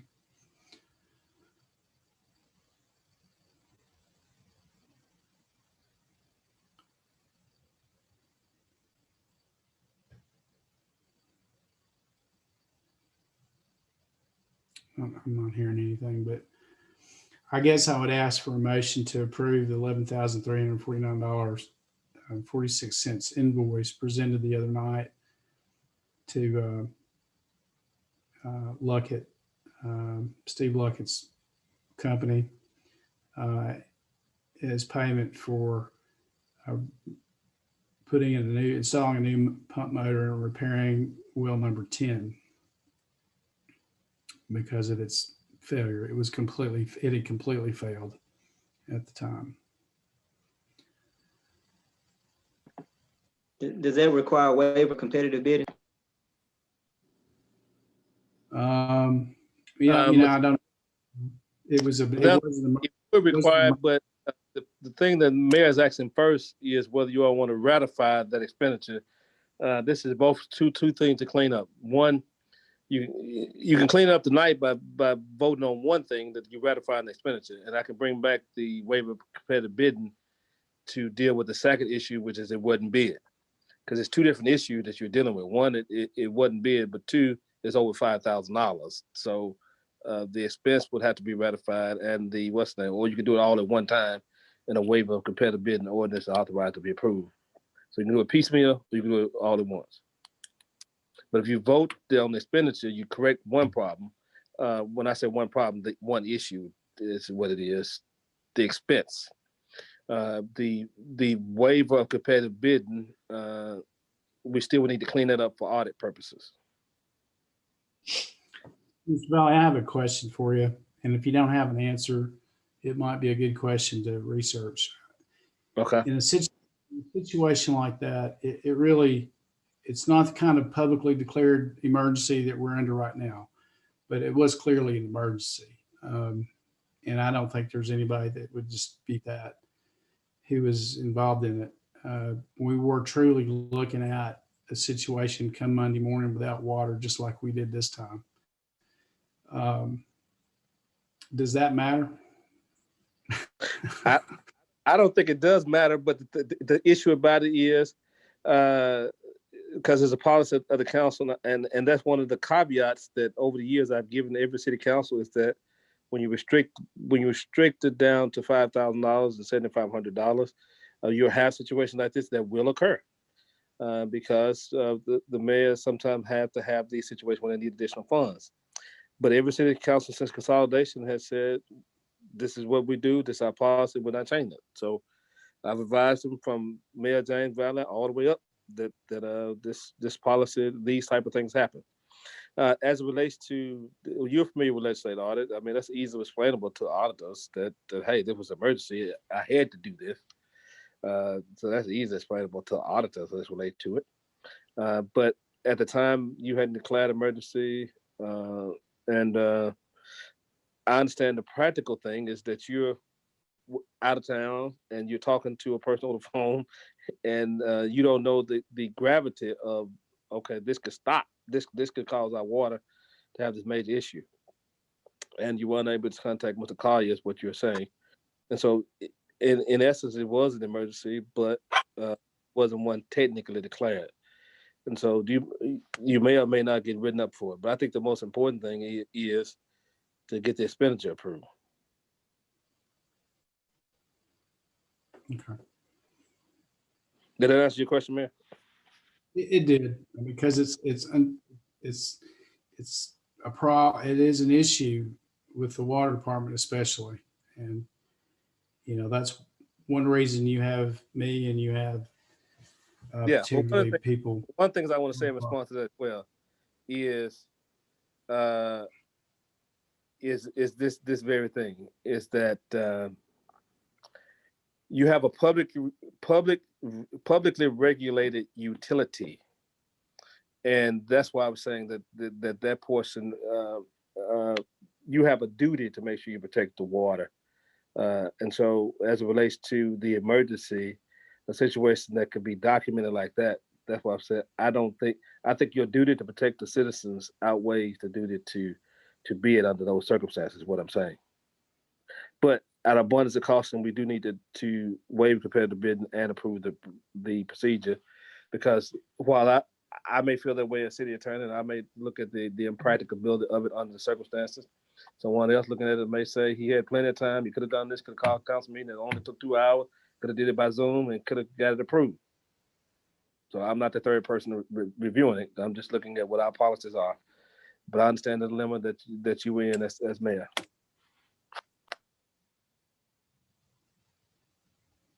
And by the time I found out about it, or by the time I was brought into it, I guess is the way to say it. We were actually still lucky that it got pulled off, because Mr. Luckett, I believe, had to go up to South Haven to get it on the weekend and all of that. It was pulled off. There wasn't a lot of time to waste. By the time I hear about it, it's that way. It kind of puts me in a bad position, but it's why you have somebody who can, make that decision on a Sunday afternoon or morning or whatever it was, whatever time it was, so that the people don't suffer. So I just did the best. The only thing I could do, I'm not an expert. I have to take the recommendations of those people who are, and err on the side of public safety in this case. So anyway, I hope that's a long answer, Mr. Etherly, I think, to your question.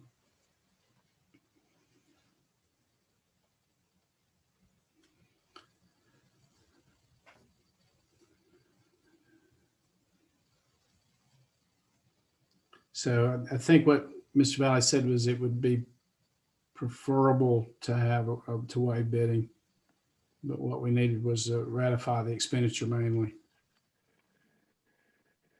I think the waiver is the ratification. So, I would just suggest we do it all in one Would stroke. you mind making the motion?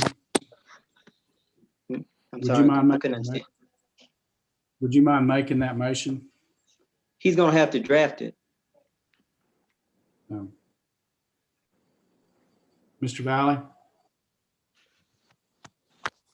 Yes. Mr. Etherly says you're going to have to draft that in order to approve it.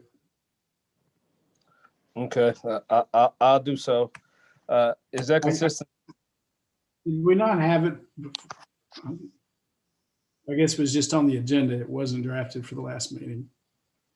No, I think what happened was I talked to Ms. Ramsey earlier today, and I was trying to figure out, okay, I need the documents to know exactly what it is, who is the entity, and et cetera. Is this the last thing on the agenda?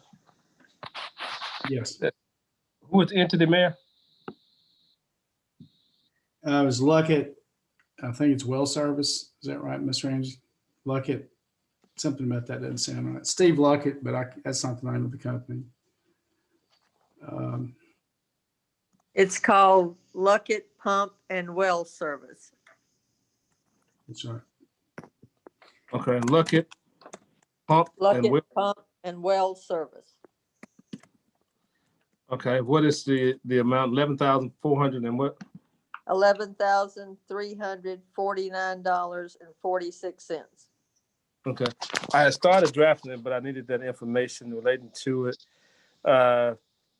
I don't have it before you, but it's the same ordinance we typically pass. I need an address for Luckett, but I can add that later. this would be ordinance number, if you're on the voting on it, this would be ordinance number for 3/2001.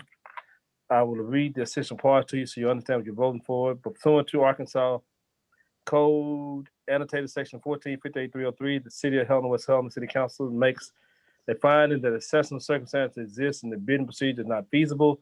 City Council waived competitive bidding relating to Luckett Pump and Well Service for the Helena-West Helena Police Department. The city of Helena-West Helena Arkansas City Council has determined it necessary to waive bidding and award the bid in accordance to the purchase price. The mayor is authorized to execute all contracts necessary to complete the project. The total estimated for the project, including estimated fees and incidentals, is approximately $11,349. The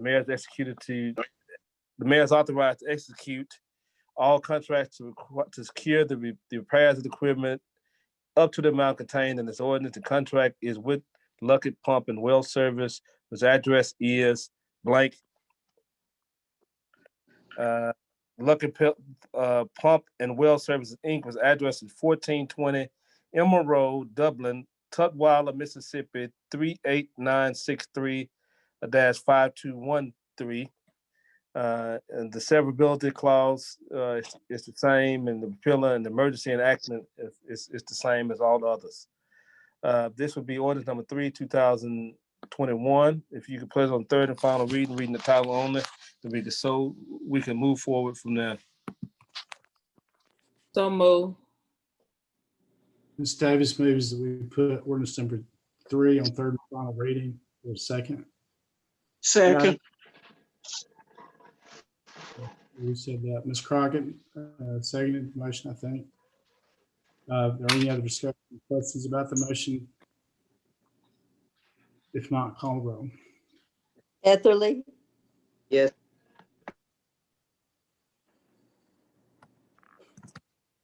Ford,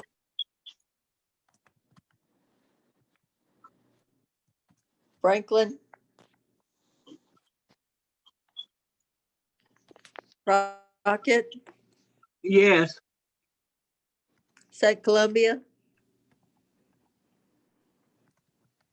Davis, Yes. have 2 yes, 4 absent. Is there another? So we'd have to bring it back to the next meeting.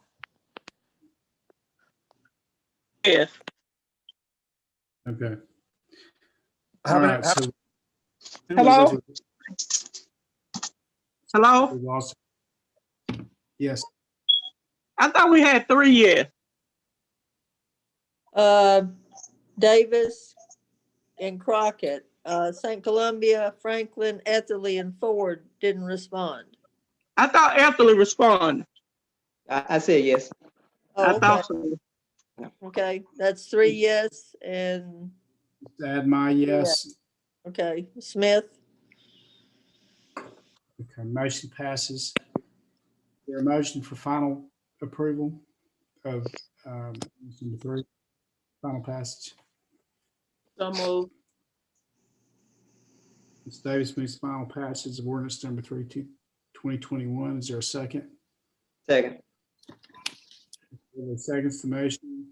Is there any other discussion or question on the motion? If not, call the roll. Etherly, Yes. Ford, Davis, Yes. Crockett, Yes. Franklin, St. Columbia, Smith, Yes.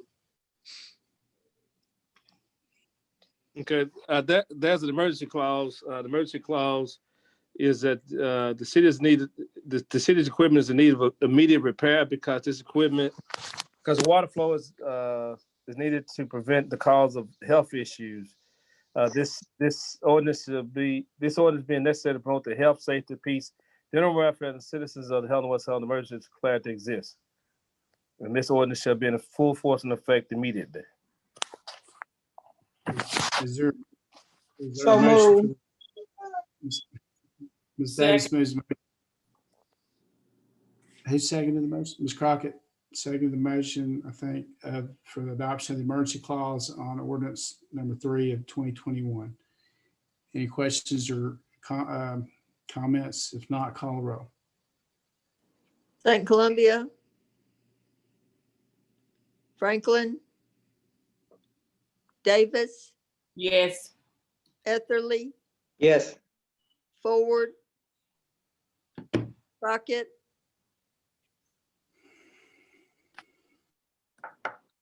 Ms. Crockett, Smith, Yes. I don't know we vote. Ms. Crockett, are you on? Yes. Okay, thank you. So that it Motion- passes. Motion passes. Thank y'all for doing that. And thank y'all for having a productive meeting tonight.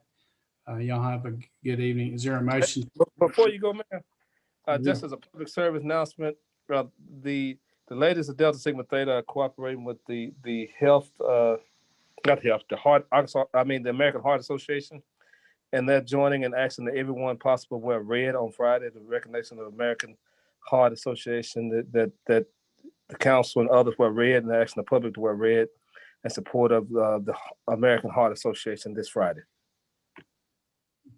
Thank you, Mr. Valley, for that announcement. I should say, any other business to come before the council? If Just not, go ahead. one brief thing, and I'm sorry I missed this on the agenda a little earlier.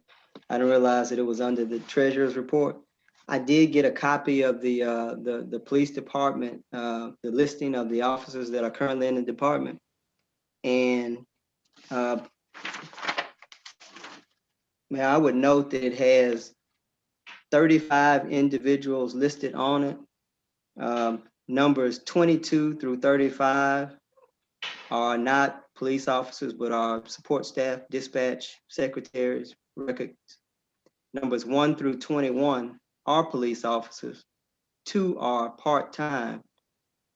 And I don't want to call anybody by name, but number 4 is apparently out on some kind of leave. Number 5 is no longer with the department. Number 8 is in internal affairs and not in a patrol officer on the streets. Number 10 is not working. Number 19 is not working, which actually comes to a number of 14 full-time officers and 2 part-time. And 2 were hired today, 2/2/21, and 2 were hired on Thursday of last week. So the numbers that you've given me indicate that there's 14 in the department with 2 part-timers. That includes the chief and assistant chief. The other thing is, and Mr. Turner, I will get with you after today at some point in time. I understood your statement last week to be that there was $700,000 that constituted money that was not spent in the police department. And I think when you gave your treasurer's report, you indicated that that amount included other things, which would be the 10% from the sales tax, as well as some pandemic relief money. And so I have some questions. Once I went back and looked at the report in conjunction with your statements, and I have some questions. I'm just not able to formulate them right now because that kind of changed my understanding of what we were looking at. But I'll get with you after the meeting is over. And I don't mean tonight, I mean tomorrow or Thursday or sometime, and discuss that with you. Okay. Okay. Was that document sent to everyone? Mr. Turner, Yeah, I sent to everyone I had an email address for. today? Yes, ma'am. Thank you. Okay, I wasn't trying to rush anybody. I just got the sense that everybody was ready to go. Any other business or questions to come before the council? We adjourn. Motion to adjourn. Is there a second? Second. Motion, if there's no objection, meeting adjourned. Again, thank you for a productive meeting. Y'all have a good evening. Night, everyone. All right. Good evening.